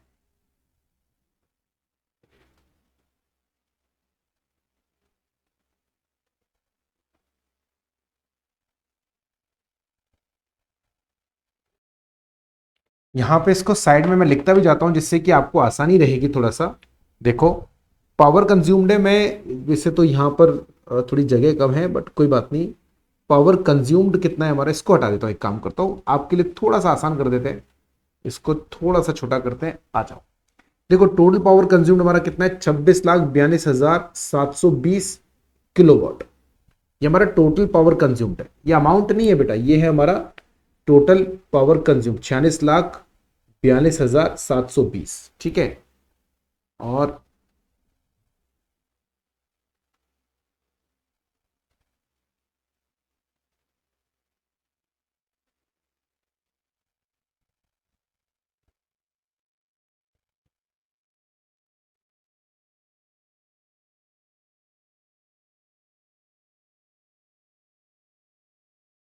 देखो कितना सिंपल सा कैलकुलेशन यहां पर है। मैं 2019-20 का भी आपको कैलकुलेशन बता देता हूं जिससे कि आपको और अच्छे से समझ में आ जाए। वैसे 19-20 के कैलकुलेशन की जरूरत नहीं है, क्यों नहीं है, 2021-22 और 20-21 को निकाला। बेटा वेरिएंस निकालने के लिए बेस ईयर तो पकड़ना पड़ेगा ना, अपने को 20-21 के वेरिएंस निकालने, उसके लिए 19-20 चाहिए। अदरवाइज 19-20 के लिए वेरिएंस निकालना होता तो फिर अपने को 18-19 का भी फिगर चाहिए होता है। वेरिएंस तो तभी निकलेगा ना जब कंपेयर करेंगे। तो 19-20 के वेरिएंस जो आपको निकालने हैं वो निकालने 20-21 और 21-22। 20-21 का निकलेगा 19-20 के हिसाब से, और 21-22 का निकलेगा 20-21 के हिसाब से, ध्यान में रखना। इसलिए 19-20 की कैलकुलेशन नहीं करनी है, बट ठीक है कैलकुलेशन हमें इसलिए करनी पड़ सकती है क्योंकि हमें वेरिएंस निकालना है। अगर मैं 21-22 में जाऊं तो टोटल 26,42,720 यूनिट्स को आपने कंज्यूम करा, ठीक है। अब 26,42,720 यूनिट्स अगर आपने कंज्यूम करी है तो हमारी जो रेट है वो है 6.29 पर किलोवाट, और हमने यूज करा है 26,42,720 किलोवाट। तो जब मैं इसको 6 से मल्टीप्लाई करता हूं टोटल अमाउंट आएगा 1,66,22,709 रुपए। इतने रुपए की आपने पावर कंज्यूम कर ली, और कितनी यूनिट आपने प्रोड्यूस करी, वो है 422.16 मिलियन पर केजी, ठीक है। तो अगर मैं इससे डिवाइड करता हूं तो ये आता है 39375। बेटा भी 39375 जो है ना, ये मालूम है क्या है, ये पर मिलियन है, पर मिलियन, पर मिलियन, ध्यान रखना, पर केजी नहीं है। अगर आप इसको पर केजी निकालना चाहते हो तो पर मिलियन केजी। क्यों पर मिलियन केजी क्यों आया, पर मिलियन केजी इसलिए आया क्योंकि प्रोडक्शन भी आपको पर मिलियन केजी दे रखा है। अब 422.16 यानी जो हमारा प्रोडक्शन है वो मिलियन केजी में होगा, तो जो हमारा कॉस्ट ऑफ पर मिलियन केजी आएगा ना, cost of material consume, sorry cost of power consume पर मिलियन केजी आएगा ना। अगर आप चाहते हैं कि इसको पर केजी निकालें तो क्या करना पड़ेगा, इसको 1000 से डिवाइड करेंगे तो ये हो जाएगा 393.75, यहां पर हो जाएगा 35.725, ठीक है। एक चीज, अब सवाल क्या आता है, हमारे को निकालना है प्राइस वेरिएंस और यूसेजेस वेरिएंस निकालना है। तो प्राइस वेरिएंस और यूसेजेस वेरिएंस कैसे निकालते हैं, थोड़ा सा इसको नीचे ले लेते हैं हम लोग, कहां गया, थोड़ा सा इसको नीचे ले लेते हैं, एक मिनट रुको,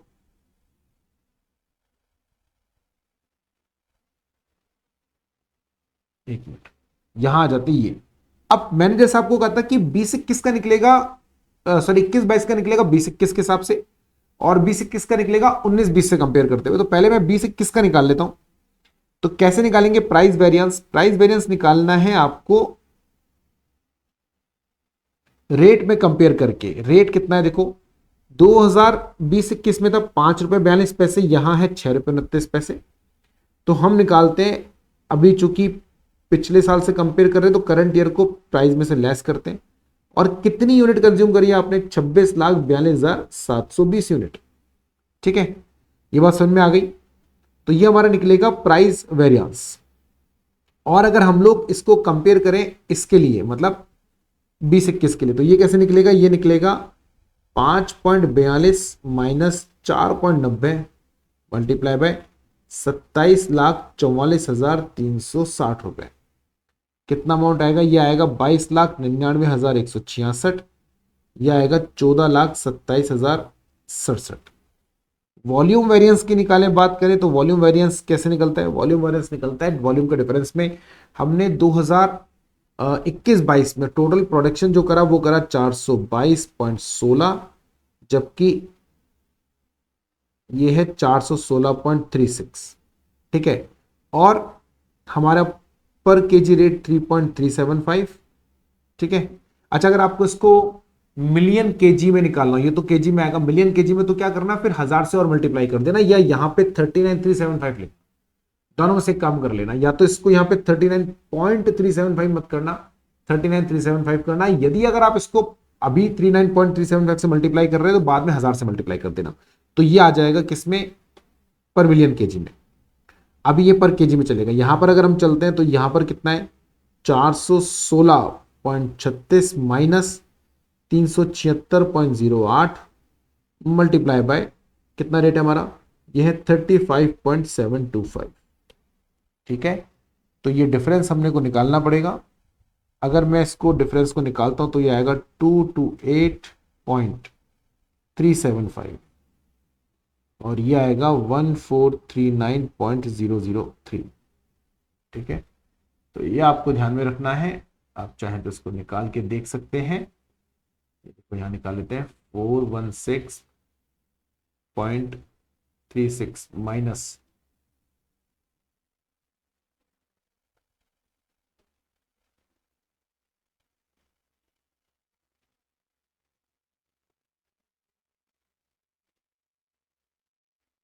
1439.0। अब अगर मैं इसमें से इसको भी 1000 से मल्टीप्लाई कर दूं, क्या आ जाएगा, 1439,003।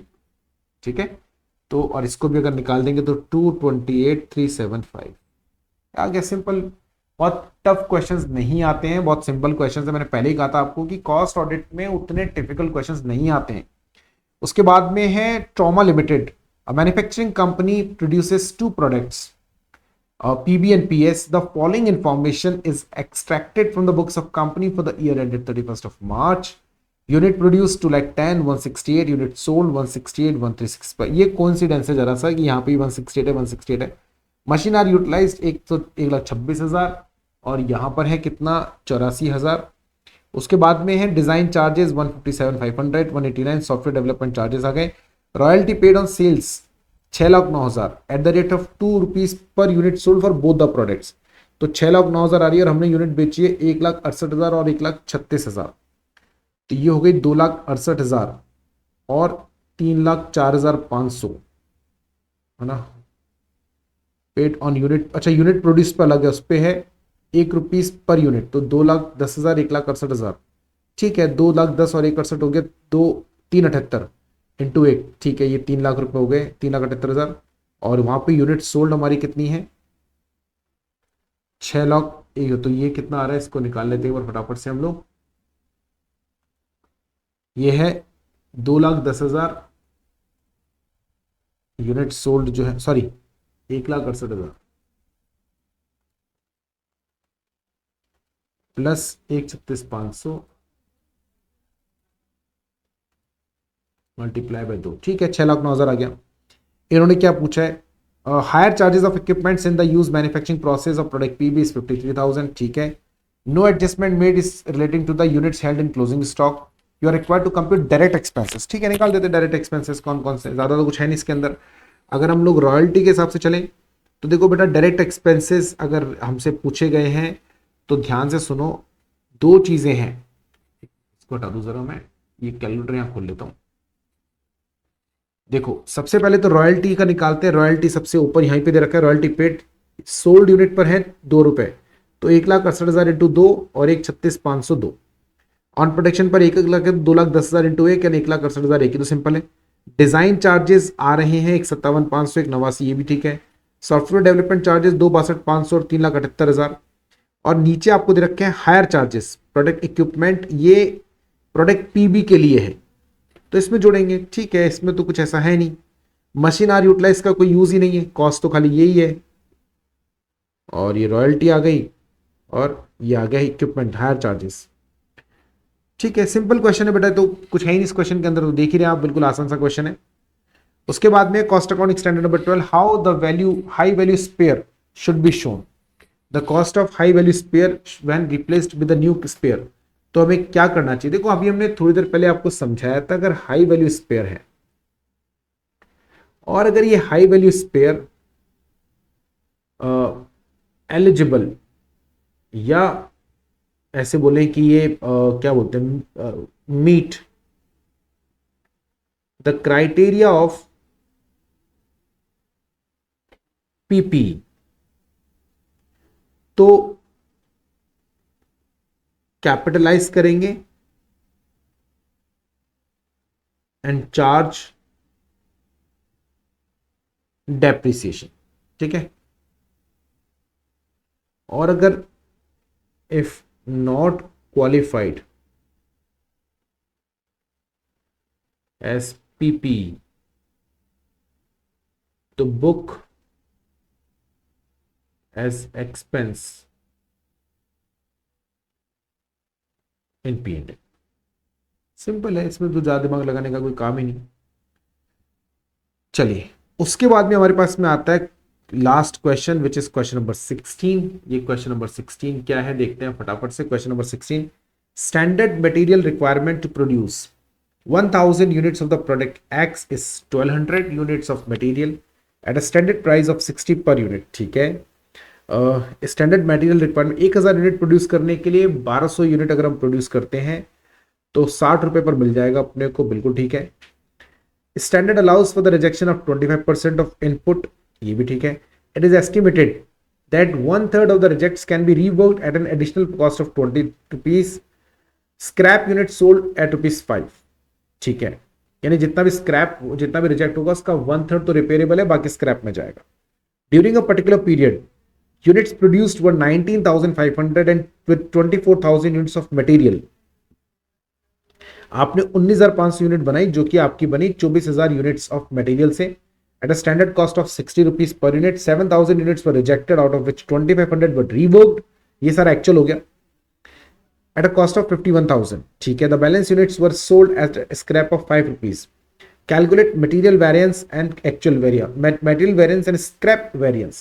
देखो material quality variance and scrap variance वो variances है जो शायद आप लोगों ने कभी नहीं पढ़े होंगे, हम आपको बताते हैं। लेकिन उससे पहले हम लोग जरा अपनी रफ कैलकुलेशन कर लें।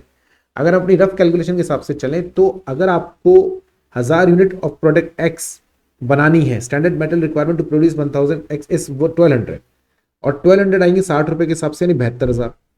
अब जो आप यूनिट इनपुट यूज करोगे उसका 25% रिजेक्ट होगा, यानी 300 यूनिट रिजेक्ट होंगी, और जो रिजेक्ट होंगी उसका 1/3 यानी 300 रिजेक्ट होंगी। 1200 का 25% मतलब 300, 300 का 1/3 मतलब 100। वो 20 रुपए पे अगर हम एक्स्ट्रा कॉस्ट लगा के रिपेयर करें तो हो जाएगी, तो 100 यूनिट पर 20 रुपए के हिसाब से 2,000 अलग लगेंगे, 74,000 का तो मटेरियल हो गया। लेकिन जो बाकी की 200 है वो बिकेंगे स्क्रैप में, तो उसका पैसा मिलेगा, तो 200 इंटू 5 10,000, यानी कुल मिलाकर 1,000, कुल मिलाकर 73,000 की हमारी कॉस्ट आई। और 73,000 रुपए खर्च करके हमने कुल मिलाकर 1000 यूनिट बनाई। ठीक है, 1000 यूनिट बनाई तो हमारी उसकी पर यूनिट कॉस्ट आ गई 73 रुपए।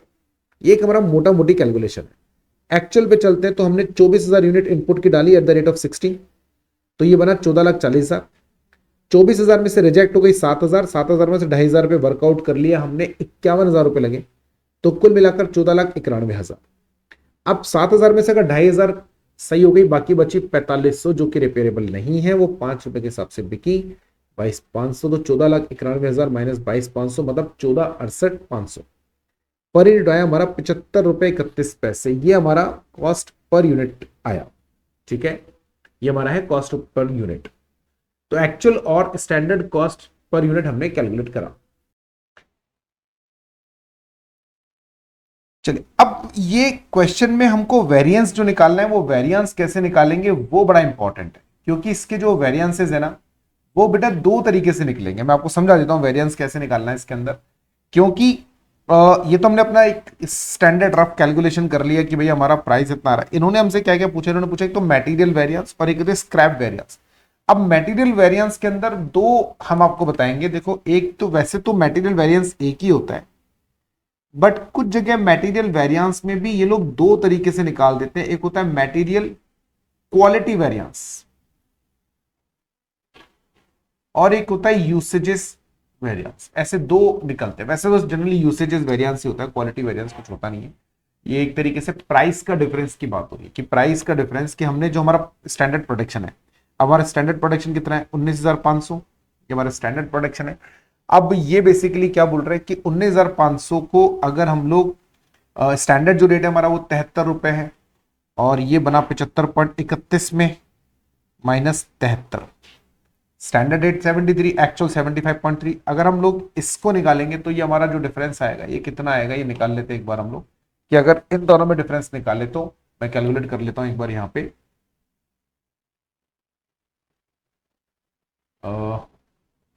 एक मिनट, ये निकाल लिया अपन ने कैलकुलेटर। तो -73 और इसको मल्टीप्लाई करा 19,500 से, तो ये आएगा लगभग 45,000। अच्छा, आएगा एडवर्ड्स। क्यों आएगा एडवर्ड्स? दिख रहा है स्टैंडर्ड रेट 73 है और आपने जो प्रोड्यूस करा वो रेट है 75.31, तो यानी आपका 2 रुपए 31 पैसे महंगा बन रहा है। तो 2 रुपए 31 पैसे महंगा बन रहा है तो एडवर्ड्स तो आना ही आना है।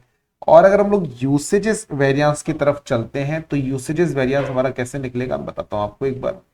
सिंपल तरीका होता है, ये स्टैंडर्ड रेट हमको पकड़ना होता है। अब हमारा जो स्टैंडर्ड रेट है, ठीक है ना, स्टैंडर्ड रेट के हिसाब से हम लोग चलेंगे। जो हमारा स्टैंडर्ड रेट है कितना है, स्टैंडर्ड प्राइस 60 रुपए, ये देखो 60 रुपए, ये हम पकड़ते हैं। ये उल्टा चलेगा अब इसके अंदर, वहां पे हमारी क्वांटिटी हम लोगों ने जो एक्चुअल थी वो पकड़ी, यहां रेट हम लोग पकड़ेंगे स्टैंडर्ड हमारी क्वांटिटी रेट जो है। और अब इस पर हमारी सारी कैलकुलेशन होगी, सारी की सारी। कैसे कैलकुलेशन करनी है देखो, हमारा सिंपल सा हमारा फंडा है। हमने जो क्वांटिटी यूज करी है वो है 24,000, लेकिन 24,000 क्वांटिटी में से हमको क्या करना पड़ेगा, वो लेस करना पड़ेगा जो स्टैंडर्ड वाइज है। तो क्वांटिटी हमारी अच्छा, मैं एक बार फॉर्मूला लिख दूं, आप लोग को आसान रहेगा फॉर्मूले के लिए। वैसे तो आपका कॉस्टिंग का क्वेश्चन है ये, यहां पे अगर मैं लिख दूं तो ये होता है standard price multiply by actual quantity minus standard quantity. और ये सारा रॉ मटेरियल का चल रहा है, तो फिनिश गुड्स पे मत जाना, रॉ मटेरियल पे चल रहा है। स्टैंडर्ड प्राइस तो हमको पता है 60 है, एक्चुअल क्वांटिटी भी पता है 24,000 रुपए, सॉरी 24,000 क्वांटिटी, ये रहा देखो 24,000 क्वांटिटी। बट स्टैंडर्ड क्वांटिटी नहीं पता हम लोगों को। स्टैंडर्ड क्वांटिटी नहीं पता मतलब ये कि स्टैंडर्ड क्वांटिटी क्वेश्चन में कहीं दिया हुआ है ही नहीं, तो मिलेगा कहां से? तो स्टैंडर्ड क्वांटिटी देने की जरूरत, थोड़ी निकालने की जरूरत है। कैसे निकालेंगे स्टैंडर्ड क्वांटिटी? थोड़ा सा इसको साइड में ले लेता हूं, और अब जरा ये याद रखिएगा कि हम लोग 1200 1000 यूनिट, ये वाला देखो 1000 यूनिट हम प्रोड्यूस करते हैं फ्रॉम 1200 यूनिट, ये याद रखिएगा, इसी से निकलेगा हमारा। क्योंकि स्टैंडर्ड हमारा ये कहता है कि अगर हमें 1200 यूनिट बनानी है तो कंज्यूम कितनी करनी पड़ेगी 1000। 1200 यूनिट अगर हम आउट इनपुट की यूज करेंगे तो 1000 बनकर आएगा। तो अगर 19,500 मैंने क्यों पकड़ा? क्योंकि 24,000 को कंज्यूम करके आपने 19,500 बनाई, यानी अल्टीमेटली 19,500 बनी। यानी 19,500 बनाने के लिए अगर मैं स्टैंडर्ड के हिसाब से चलूं तो मुझे कितना यूनिट चाहिए होगा? ये चाहिए होगा लगभग 23,600। 19,500 यूनिट्स बनाने के लिए हमें जो इनपुट चाहिए, वो इनपुट हमें कितना चाहिए होगा? लगभग कितना? 23,600। तो कितना आया? ये आया 60 इंटू कितना, नहीं सॉरी 23,600 नहीं आएगा, 23,1200 1.2, 23,400 आना चाहिए। एक बार कैलकुलेट करो कितना आ रहा है, 23,400। तो 60 इंटू 600, 36,000 रुपए, ठीक है। ये हमारा क्या आएगा, और ये भी एडवर्स आएगा क्योंकि स्टैंडर्ड तो 23,600 ही लगनी चाहिए थी, लगी कितनी 24,000, तो ज्यादा ही लगी, तो ज्यादा लगी तो मतलब एडवर्स। तो कॉस्ट अकाउंटिंग स्टैंडर्ड नंबर 11 और हम पढ़ते हैं कॉस्ट अकाउंटिंग स्टैंडर्ड 11। हमारे टेबल के हिसाब से अगर हम चलते हैं तो टेबल पे हमारे पास में अगर हम देखें तो हमारे पास में कौन कौन से कॉस्ट अकाउंटिंग स्टैंडर्ड्स है, देखो ये हमने सारे पढ़ लिए। और इसके बाद में हमको बस एक जो है 13 कॉस्ट अकाउंटिंग स्टैंडर्ड नंबर 13 और पढ़ना है, ठीक है। उसको और हम देखते हैं तो एक हमारे पास में है 11 और एक हम पढ़ेंगे 13। ये थ्योरेटिकल क्वेश्चन के लिए इंपॉर्टेंट है, प्रैक्टिकल के लिए इंपॉर्टेंट नहीं है। यानी अगर आप देखेंगे इनका थ्योरेटिकल क्वेश्चन आया हुआ है किसका बेटा, एक तो 11 का और 13 नहीं है, सिर्फ 11 ही है, 13 नहीं पढ़ना हमें। इसके बाद में 14 कॉस्ट अकाउंटिंग स्टैंडर्ड है जो ऑलरेडी हम लोग शायद ले चुके हैं, एडमिनिस्ट्रेटिव ओवरहेड के बाद में रिपेयर्स एंड मेंटेनेंस वाला, ठीक है ना। एक तो हम 11 ले लेते हैं फटाफट से, और 12 हमने रिपेयर मेंटेनेंस पढ़ ही लिया है अभी। और इसके बाद में 13 हमारे काम का नहीं है, सर्विस कॉस्ट सेंटर पे कोई क्वेश्चन नहीं आता। उसके बाद में है 14। देखें अगर हम 14 पे जाते हैं तो थ्योरेटिकल क्वेश्चन बहुत सारे पूछे हुए, ठीक है ना, बहुत सारे theoretical questions cost accounting standard number 14 पर हमसे पूछे गए हैं। यानी प्रैक्टिकल क्वेश्चंस हमारे जितने आने थे वो तो हमने सारे पढ़ लिए, कॉस्ट अकाउंटिंग स्टैंडर्ड नंबर 2 हो या फिर कॉस्ट अकाउंटिंग स्टैंडर्ड नंबर 4 हो या 6 हो, 7 हो, ठीक है, 8 हो, 10 हो गया एंड 12। और आपने देखा हमने सारे कॉस्ट अकाउंटिंग स्टैंडर्ड्स जो भी आए हैं उनके बाहर कोई क्वेश्चन नहीं है। यानी जितने भी क्वेश्चंस हमने करे, 16 क्वेश्चंस जो हमने करे, वो 16 के 16 क्वेश्चंस जो हमने करे वो सारे के सारे क्वेश्चंस इन्हीं कॉस्ट अकाउंटिंग स्टैंडर्ड में से घूम रहे थे, इसके बाहर नहीं है। थ्योरेटिकल की बात अगर हम करें तो अब तक हम लोगों ने जो कॉस्ट अकाउंटिंग स्टैंडर्ड्स पढ़े हैं उनके हिसाब से लगभग जितने भी कॉस्ट अकाउंटिंग स्टैंडर्ड्स थ्योरेटिकल वाले आ रहे हैं वो सारे हमने कवर करे। हमारे पास अभी जो रह जाता है वो रह जाता है 11 नंबर का कॉस्ट अकाउंटिंग स्टैंडर्ड और एक रह जाता है 14 नंबर का। तो 11 और 14 पर कौन कौन से क्वेश्चंस आए हुए हैं या क्या मैटर है वो हमको देखना है। यानी पोल्यूशन कंट्रोल कॉस्ट, और 11 कौन सा है, 11 भी हम फटाफट से देखते हैं। कॉस्ट अकाउंटिंग स्टैंडर्ड 11 जो कि बेहद इंपॉर्टेंट है, और ये है एडमिनिस्ट्रेटिव ओवरहेड के ऊपर, ठीक है। अब एडमिनिस्ट्रेटिव ओवरहेड होता क्या है, the cost of resources used in activities relating to the management and general administration. किसी भी एंटिटी के मैनेजमेंट या जनरल एडमिनिस्ट्रेशन पे जो भी एक्टिविटीज होती हैं उनमें जो भी खर्चा आप करते हो वो सारा खर्चा क्या कहलाता है, वो खर्चा कहलाता है एडमिनिस्ट्रेटिव ओवरहेड्स, राइट। वो सारे खर्चे क्या कहलाते हैं, एडमिनिस्ट्रेटिव ओवरहेड की कैटेगरी में आते हैं, कोई भी general management and operation. But यहां एक बात का ध्यान रखना जो कि हम पीछे से बोलते हुए भी आए थे, अगर एडमिनिस्ट्रेटिव ओवरहेड्स या administration overheads relating to production है, रिलेटिंग टू प्रोडक्शन, तो बेटा उस केस में उसे प्रोडक्शन ओवरहेड माना जाता है, उसे एडमिनिस्ट्रेटिव ओवरहेड नहीं माना जाता, ठीक है। अब सवाल आता है ये एडमिनिस्ट्रेटिव ओवरहेड का एब्जॉर्प्शन किस तरीके से करते हैं। जनरली देखो ये बेसिकली किसी भी कॉस्ट ऑब्जेक्ट के बेसिस पे, यानी कोई administrative overhead, generally administrative overhead किसी भी पर्टिकुलर प्रोडक्ट के लिए नहीं होते, ये पूरे ऑर्गेनाइजेशन के लिए होते हैं, क्योंकि नाम ही एडमिनिस्ट्रेटिव ओवरहेड है। अगर ये किसी पर्टिकुलर प्रोडक्ट के लिए होते हैं तो हम लोग इसको प्रोडक्शन ओवरहेड के नाम से जानते हैं। So absorption of overhead, assignment of cost of overhead to cost objects on the basis of some absorption rate, वो निकालना पड़ता है, क्योंकि अगर आपने ये नहीं निकाला तो हम कैसे असाइन करेंगे। एडमिनिस्ट्रेटिव ओवरहेड जो होते हैं वो किसी पर्टिकुलर डिपार्टमेंट के लिए नहीं होते, एडमिनिस्ट्रेटिव ओवरहेड पूरे ऑर्गेनाइजेशन के लिए है। So now it is very important for us to allocate और absorb these overheads throughout the organization, right? तो उसके लिए हमको एक रेट निकालना पड़ता है जिसका बहुत कॉमन मेथड है total overhead cost divided by quantity और आवर्स जो भी आपने लगे हैं उस एडमिनिस्ट्रेटिव ओवरहेड में। Now what is to be included in the cost of administrative overhead, the cost of resources used in activities relating to the management and general administration. ये हमने बात पहले ही आपको ऊपर बता दी कि इसमें क्या क्या शामिल होगा। इसके अलावा अगर हम बात करें, यदि एडमिनिस्ट्रेटिव सर्विसेज आपने बाहर से ली हैं तो इनवॉइस प्राइसिंग आपको लेनी है जिसमें चार्जेस एंड टैक्सेस शामिल रहेगा which are directly attributable but after deducting discount, credit और रिफंड, राइट। कॉस्ट इनकर्ड की अगर हम बात करें, एक्चुअल कॉस्ट अगर आपने खुद ने जनरल एडमिनिस्ट्रेटिव ओवरहेड इनकर करे हैं, कॉस्ट ऑफ मटेरियल और लेबर और अदर क्या क्या, ये तो है ही। यानी अगर आपके एडमिनिस्ट्रेटिव ओवरहेड खुद के हैं तो मटेरियल, लेबर एंड ओवरहेड को आपको शामिल करना है। इंक्लूड इसके अलावा क्या करना है, सॉफ्टवेयर अगर आपने कोई भी यूज करे हैं तो उनके अमोटाइज कॉस्ट जो कि वन टाइम होती है लेकिन अमोटाइज करनी है, प्लस उनके जो भी अपग्रेडेशन कॉस्ट है, leased assets operating lease and finance lease. Operating lease like annual charges included in the cost. Finance lease, finance charges जो आपने पे करा है उसका interest portion of lease rental shall be excluded और remaining charges shall be included. तो operating lease में तो जो भी एनुअल चार्जेस आपने पे करे हैं उनको कॉस्ट में शामिल करना है. फाइनेंस लीज में जो फाइनेंस चार्जेस हैं वो हटा दीजिए, राइट, वो फाइनेंशियल पोर्शन है क्योंकि हम पीछे पढ़कर रहते हैं. फाइनेंशियल कॉस्ट इंक्लूड नहीं करनी. एक्सक्लूड क्या करना है, फाइनेंस कॉस्ट यहां पर भी आ गया. सब्सिडी ग्रांट अगर गवर्नमेंट से कोई मिला है तो लेस कर देना है. एडमिनिस्ट्रेटिव ओवरहेड्स की कोई रिकवरी अगर आपने करी है किसी से भी तो वो भी लेस कर देनी है. कोई एबनॉर्मल एडमिनिस्ट्रेटिव ओवरहेड है वो हटा देने हैं. फाइन्स पेनल्टीज हटा देनी है. इंप्यूटेड कॉस्ट हटा देनी है. एंड टैक्सेस का कोई भी रिफंड हुआ है तो वो भी आपको लेस कर देना है. ये सारी चीजें आपको ध्यान में रखनी है. ठीक है, आगे चलते हैं. इसके बाद में अगर कॉस्ट ऑब्जेक्टिव्स की हम बात करें तो जैसा हमने कहा था कि आप अलोकेट कैसे करोगे, जो ऊपर हमने बेसिस पढ़ा था कि कोई भी रीजनेबल बेसिस आप पढ़ेंगे जिसके बेसिस पर आपको अलोकेट करने हैं these administrative overheads to the all departments और cost object. And if you don't have any basis या आपके पास में कोई ट्रेसेबल तरीका नहीं है, आप ट्रेस नहीं कर पा रहे किस कॉस्ट ऑब्जेक्ट में अगर हम इसको अलोकेट करें तो उस केस में इसको किसी भी इकोनॉमिकल एंड फीजिबल मैनर में आपको अलोकेट करना है. राइट, किसी भी इकोनॉमिकल एंड फीजिबल मैनर में आपको इसको अलोकेट करना चाहिए. ठीक है, अब वो तरीका क्या होगा ये किसी भी कॉस्ट अकाउंटिंग स्टैंडर्ड में नहीं बताया गया है. बहुत छोटा सा स्टैंडर्ड है, बहुत ज्यादा परेशान मत होना. बहुत क्वेश्चन तो आते हैं अनडाउटेडली अगर आप देखेंगे तो, लेकिन इतना कोई टिपिकल सा स्टैंडर्ड नहीं है कि हमको बहुत ज्यादा इसके लिए परेशान होना पड़े. ठीक है, तो ये आपको ध्यान में रखना है. चलते हैं आगे हम लोग. अच्छा, क्वेश्चंस कब कब आए हुए इसके ऊपर देखेंगे अगर आप ध्यान से तो दिसंबर 2012, 13, 14 यानी 14 के बाद से इस पर कोई क्वेश्चन रिपीट हुआ नहीं है. सो रिसेंटली अगर हम बात करें तो कोई थ्योरेटिकल क्वेश्चन इस पर नहीं आ रहा है.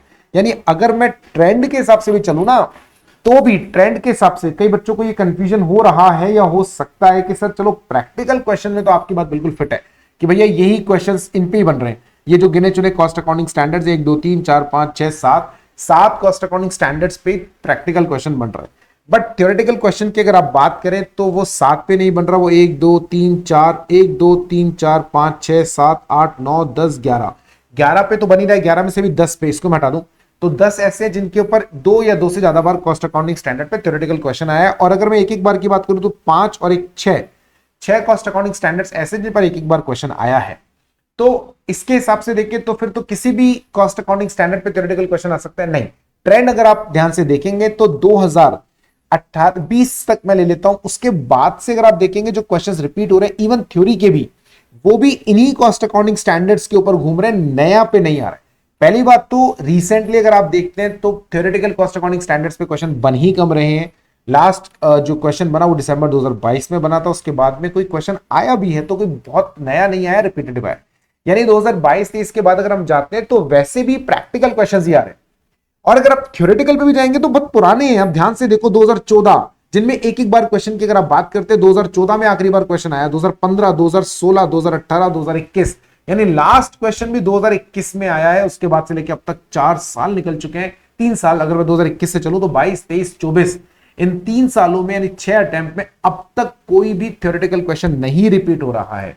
यानी ये जो 2 से लेके और 14 तक का बंच है, ये जो 13 अकाउंटिंग स्टैंडर्ड्स हैं, 13 में से भी मैं अगर यहां से जो है 13 और 6 हटा दूं तो ये जो 11 अकाउंटिंग स्टैंडर्ड्स है इसमें से भी अगर मैं ये 3 हटा दूं तो 10 अकाउंटिंग स्टैंडर्ड, ये 10 अकाउंटिंग स्टैंडर्ड आपकी नैया यू पार लगा देंगे.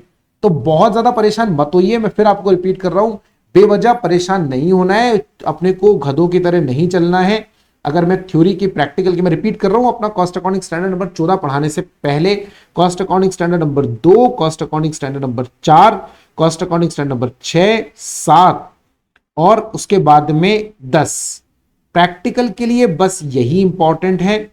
थ्योरी के लिए अगर मैं बात करता हूं तो 2 थ्योरी के लिए, ठीक है, 4, 5, 7, 8, 9, 10, 11, 12 और 14 जिसमें से 2, 4, 7 और 10 तो ऊपर भी आ गए. तो 1 2 3 4 5 6 और 5 11 कुल मिलाकर 11 अकाउंटिंग स्टैंडर्ड है. 11 कॉस्ट अकाउंटिंग स्टैंडर्ड मेरे भाई, 11 कॉस्ट अकाउंटिंग स्टैंडर्ड पढ़ लेना, तुम्हारी नैया आराम से पार लग जाएगी. मत पढ़ना पचड़े में, वरना बहुत ज्यादा परेशानी हो जाएगी. ठीक है ना, सारी मेहनत बेकार. बस इसको पढ़ जाना, इसके बाद नहीं आएगा, मैं गारंटी दे रहा हूं नहीं आएगा. ठीक है, अभी मैं आपको लेके चलता हूं कॉस्ट अकाउंटिंग स्टैंडर्ड नंबर 14 पे. कॉस्ट अकाउंटिंग स्टैंडर्ड नंबर 14 किस चीज के बारे में है, फटाफट से देख लेते हैं। ये किस चीज के बारे में भैया, ये पोल्यूशन कंट्रोल की कॉस्ट के बारे में है। ठीक है, कॉस्ट अकाउंटिंग स्टैंडर्ड नंबर 14 किसके बारे में है, पोल्यूशन कंट्रोल कॉस्ट के बारे में है। और इसमें अब समस्या क्या आएगी वो और मैं आपको बता देता हूं कि सर इसमें भी एक समस्या तो आने वाली है। भाई क्या आने वाली है, कॉस्ट अकाउंटिंग स्टैंडर्ड नंबर 14 के अंदर पोल्यूशन कंट्रोल के ऊपर आपको ये कॉस्ट अकाउंटिंग स्टैंडर्ड दिया हुआ है। तो ये स्टैंडर्ड में कुछ चीजें जो कॉमन है वो तो मैं नहीं पढ़ाता हूं, सीधा मेन मुद्दे पर आते हैं कि कौन कौन सी डेफिनेशंस हैं जो हमारे काम की हैं। देखिए आपके काम की डेफिनेशंस मैं बताता हूं सीधा सीधा। एक तो पोल्यूशन कंट्रोल की डेफिनेशन पढ़ के जाना अच्छे से। पोल्यूशन कंट्रोल की डेफिनेशन काम की है, pollution control means control of emission and effluents into environment. जो भी हम एनवायरनमेंट के अंदर गंदगी फैलाते हैं उनको कंट्रोल करना। It constitute the use of material, processes और प्रैक्टिसेस टू रिड्यूस, मिनिमाइज और eliminate the creation of pollutants और वेस्ट। राइट, पोल्यूशन कंट्रोल का मतलब उन एक्टिविटीज को यूज करना या उन मटेरियल प्रोसेसेस को यूज करना, उन प्रैक्टिसेस को यूज करना जो कि एनवायरनमेंट में से पोल्यूशन को या वेस्ट को कम करते हैं, मिनिमम करते हैं, एलिमिनेट करते हैं। It includes practices that reduces the use of toxic और हजार्डियस मटेरियल, एनर्जी और वाटर और अदर रिसोर्सेस। राइट, इन सबको कंट्रोल करे या रिड्यूस करे उसको क्या बोला जाता है, पोल्यूशन कंट्रोल। डेफिनेशन पर एक बार क्वेश्चन आया हुआ है, पढ़ के जाइएगा। सॉइल पोल्यूशन, देखो एक और चीज मैं आपको यहां बता देता हूं कि आप छोटा सा काम और कर जाना, थोड़ा मुश्किल है यार लेकिन थोड़ा सा डेफिनेशन, एयर पोल्यूशन का डेफिनेशन पढ़ जाना एक बार। ये air pollution means presence of atmosphere in any pollution. एक एयर पोल्यूशन के हिसाब के साथ साथ सॉइल पोल्यूशन की definition. Soil pollution is a substance, soil pollution means presence of any soil pollutants in the soil which is harmful for the living beings. Right, अगर आपके soil में कोई भी सॉइल पोल्यूटेंट्स है जो कि ह्यूमन नेचर को नुकसान पहुंचा सकते हैं वो। वाटर पोल्यूशन का definition is like quite difficult, you can not remember, याद करना पड़ेगा, मत करके जाना, याद नहीं होगा। ठीक है, रटना पड़ेगा, रटा नहीं जाएगा, तो बहुत दिमाग मत लगाना, कोई क्वेश्चन नहीं बनता है। सीधा सवाल कहां पूछेगा मैं आपको वहां लेकर चलता हूं, ये पढ़ के जाना बेटा। Cost of pollution control most most most most important है, यानी मैं जितने मोस्ट इसके ऊपर लगाऊं उतने ही कम है। ठीक है, मैं 3 लगाकर छोड़ देता हूं, तो आप समझ जाइए कि कितना इंपॉर्टेंट ये टॉपिक हमारे लिए होने वाला है। कॉस्ट ऑफ पोल्यूशन कंट्रोल, देखो it includes all the direct and indirect cost incurred in controlling the pollution. ये सिंपल सी बात। अब पोल्यूशन कंट्रोल एक्टिविटीज अगर अंडरटेकन इंटरनली, एंटिटी ने खुद ने करा है, तो cost of material, cost of labour, cost of utilities, consumables, stores and spheres, इनको जोड़ना है। और इसमें क्या क्या इंक्लूड एंड एक्सक्लूड होगा, नॉर्मल लॉस इंक्लूड करेंगे, यूसेजेस वेरिएंस अगर नॉर्मल है तो इंक्लूड करेंगे, यूसेजेस वेरिएंस अगर एबनॉर्मल है तो इंक्लूड नहीं करेंगे, प्राइस वेरिएंस हमेशा इंक्लूड करना है। Research and development cost is to be amortised, अगर आपने कोई करी है तो। इंप्यूटेड कॉस्ट हमेशा इंक्लूड एक्सक्लूड होगी। Finance cost, abnormal loss, refund of duties and taxes, ये सब लेस करने हैं। क्रेडिट्स एंड रिकवरीज लेस करनी है, सब्सिडी ग्रांट लेस करनी है, पेनल्टीज को नहीं शामिल करना। लेकिन अगर pollution control activities undertaken by the contractor at our premises, तो क्या करना, एक तो जो पैसा उसको दिया प्लस कोई मटेरियल उसको सप्लाई करा। पीछे हमने पढ़ा था अगर रिसर्च एंड डेवलपमेंट बिल्कुल सेम ऐसा ही था। Pollution control activities undertaken by the contractor at his own premises, अपने में कर रहा है वो, तो हम लोग उसको जनरली मटेरियल नहीं देते, बट कोई भी इनवॉइस वैल्यू उसने दिया वो, including duties and taxes, but net of to refund of taxes and duties and cost of any material supplied. अगर कोई मटेरियल वगैरह आपने उसको सप्लाई करा है वो, जो कि नहीं होता जनरली, अगर वो अपनी प्रीमाइसेस में कर रहा है, ये बिल्कुल रिसर्च एंड डेवलपमेंट जैसा ही है, तो बहुत ज्यादा परेशान नहीं होना। असाइनमेंट कैसे करेंगे, if traceable to any specific cost, पूरे सारे कॉस्ट अकाउंटिंग स्टैंडर्ड में कॉमन है, अगर ट्रेसेबल टू कॉस्ट ऑब्जेक्ट है तो उसके ऊपर इसको अलोकेट करें इन इकोनॉमिक फिजिबल मैनर, अगर आप अलोकेट कर सकते हैं। नहीं, if not traceable to specific cost object और belongs to multiple cost object, allocate on some technical or reasonable manner such as cause and effect relationship or benefits received। right, cause and effect basis पर आप इसको allocate करेंगे, cause and effect relationship develop करेंगे और उसके basis पे आप इसको allocate करें, या जो benefits आपको मिले हैं उस एक्टिविटी को करने से। ये अच्छे से पढ़ के जाना। और जो तीसरी चीज इसमें इंपॉर्टेंट आती है वो क्या, बाकी तो देखो बहुत ज्यादा इंपॉर्टेंट कुछ इसमें है नहीं। आपको क्वेश्चन मिल सकता है पोल्यूशन कंट्रोल का मीनिंग क्या है, जिसके चांसेस कम है। आपको मिल सकता है कि पोल्यूशन कंट्रोल की कॉस्ट कैसे निकालना है, मोस्ट इंपॉर्टेंट है, 2 बार क्वेश्चन आया हुआ है। और पोल्यूशन कंट्रोल के ऊपर एक जनरल क्वेश्चन पूछ सकता है जिसके चांसेस कम है। एक डिस्क्लोजर का सवाल आपसे पूछ सकता है, डिस्क्लोजर क्या करना है, तो देखो आपको ये सब चीजें अपने कॉस्ट स्टेटमेंट के अंदर डिस्क्लोज करनी है। The basis of distribution of pollution control cost to the cost object, आपने जो कॉस्ट को अलोकेट करा है अलग अलग कॉस्ट ऑब्जेक्ट में वो आपको बताना है। Where standard cost is applied in control cost, the price varies pollution control cost of jobs done in-house or outsourced separately, the pollution control cost paid or payable to related parties, pollution control cost incurred in foreign exchange, any subsidy, grant received or incentives, any amount similar received, any credits and recoveries, abnormal pollution, portion of pollution control cost and penalties and damages. ये अच्छे से पढ़ के जाना है, याद करना है। और मैं आगे क्या लिख रहा हूं, इंपॉर्टेंट है। तो मेरे बच्चों, ये हमारा कॉस्ट अकाउंटिंग स्टैंडर्ड पे डिस्कशन खत्म हुआ। मैंने आपको पहले ही कहा था बहुत कम टाइम में हम आपको कॉस्ट अकाउंटिंग स्टैंडर्ड्स कराएंगे और सारे कराएंगे जो भी आपके एग्जाम के काम के। ये जो 11 कॉस्ट अकाउंटिंग स्टैंडर्ड्स हमने आपको बताए हैं, इनको अच्छे से पढ़ के चले जाना। देखो मैंने यहाँ पे जो बताया 5 और 6 11, इनको अच्छे से पढ़ के चले जाना। अब बाकी कॉस्ट अकाउंटिंग स्टैंडर्ड सर हमें पढ़ना है। देखो अगर आप हमारी तरह रिस्क लेने के लिए रेडी है, रिस्क भी कितना, सिर्फ 5% है, राइट। 5% भी शायद मैं ज्यादा बता रहा हूं, मैं तो 100% की गारंटी दे रहा हूं, 5% भी चांसेस नहीं है। बट आपके पार्ट पे चले तो भी आप पूरा पढ़ के जाए। बट अगर आप रिस्क नहीं लेना चाहते हैं और आप पूरा भी नहीं पढ़ना चाहते तो जो स्ट्रेटेजी बताइए फॉलो करो, 100% मार्क्स आएंगे, गारंटी। तो चिंता करने की कोई आवश्यकता नहीं है, अच्छे से पढ़ के जाना। I show you in this attempt June 2025 when we see the paper. So on the day of paper we will upload paper discussion session. जिस दिन पेपर आएगा उसी दिन पेपर सेशन हम लेकर बैठेंगे डिस्कशन। शाम को आपको लेक्चर अपलोड कर देंगे। यू विल सी दैट कि वो जो पेपर आया है, वो जो पेपर आएगा ना, आप देखेंगे उस पेपर में यही कॉस्ट अकाउंटिंग स्टैंडर्ड्स में से क्वेश्चन मिलेगा। एक टेबल यहां पर होगी, मैं यहां पर होऊंगा और पेपर यहां पर होगा। विल सी दैट कि उसी में से क्वेश्चन आया नहीं आया, प्रैक्टिकल वाला अच्छे से। तो अब हमारे पास जो डिस्कशन बचता है वो बचता है कॉस्ट ऑडिटिंग स्टैंडर्ड्स पे। अब कॉस्ट ऑडिटिंग स्टैंडर्ड्स तो सिर्फ 4 ही है। क्या कॉस्ट ऑडिटिंग स्टैंडर्ड्स के ऊपर भी सर बहुत सारे क्वेश्चंस एग्जाम में आए हुए हैं क्या? सो देख लेते हैं फटाफट से, क्या कॉस्ट ऑडिटिंग स्टैंडर्ड्स पे क्वेश्चन बहुत सारे पूछे गए हैं क्या अब तक, या कॉस्ट अकाउंटिंग स्टैंडर्ड्स पे भी बहुत फ्रीक्वेंटली सवाल आते हैं क्या? तो उसके लिए हम लोग एक बार स्कैनर को ओवरव्यू कर लेते हैं, गो थ्रू कर लेते हैं स्कैनर को कि क्या इसमें। ये आ गया हमारा cost account auditing standards. So will see that yes they have asked questions many times. June 2012 में क्वेश्चन आया, जून 2013 में आया, उसके बाद दिसंबर 2021 में, एंड व्हेन डिस्क्रिप्टिव क्वेश्चन 2015, 16, 17, यानी हर साल में एक बार आ रहा है। हर अटेम्प्ट में तो नहीं आ रहा है, हर साल में एक बार आ रहा है। आप ध्यान से देखो, हर अटेम्प्ट में नहीं आ रहा। 2015 में आया, फिर दिसंबर 2016 में आया, फिर जून 2017 में आया, लेकिन दिसंबर 2017 में नहीं आया, फिर उसके बाद जून 2018 में नहीं आया, दिसंबर 2018 में आया। अब ट्रेंड में बताता हूं आपको कब आएगा। जून 2019 में आया, देखो दिसंबर 2018 में आया, फिर जून 2019 में आया, फिर दिसंबर 2019 में नहीं आया, जून 2019 में आया। अब दिसंबर 2019 उसमें देखो दिसंबर 2019 में, अब दिसंबर 2021 में, 20 में कोई क्वेश्चन नहीं आया, 21 में आया। यानी क्वेश्चन तो पूछ रहे हैं लगातार ये लोग, इसका मतलब हम लोगों को इसको पढ़ना पड़ेगा। लेकिन एक अच्छी चीज भी हुई है। अच्छी चीज क्या? 2021 के बाद इन्होंने कोई सवाल नहीं पूछा। यानी अगर कॉस्ट ऑडिटिंग स्टैंडर्ड की अगर हम बात करते तो 2021 के बाद में they have not asked any question. तो कहीं शायद इंस्टीट्यूट ने कॉस्ट ऑडिटिंग स्टैंडर्ड्स का वेटेज कम तो नहीं कर दिया, इंपॉर्टेंस तो कम नहीं कर दिया है। लेकिन अगर ऐसा है भी तो भी we need to give an overview to the cost auditing standard. 4 cost accounting standards हैं, ऑडिटिंग स्टैंडर्ड्स 101, 102, 103 और 104। तो थोड़ा सबके ऊपर हमको पढ़ना पड़ेगा, राइट। तो आप पढ़ेंगे और देखेंगे कौन कौन से कॉस्ट ऑडिटिंग स्टैंडर्ड्स के ट्रेंड के हिसाब से क्वेश्चंस बन रहे हैं और हमें उसमें से कितना पढ़ के जाना है, ठीक है।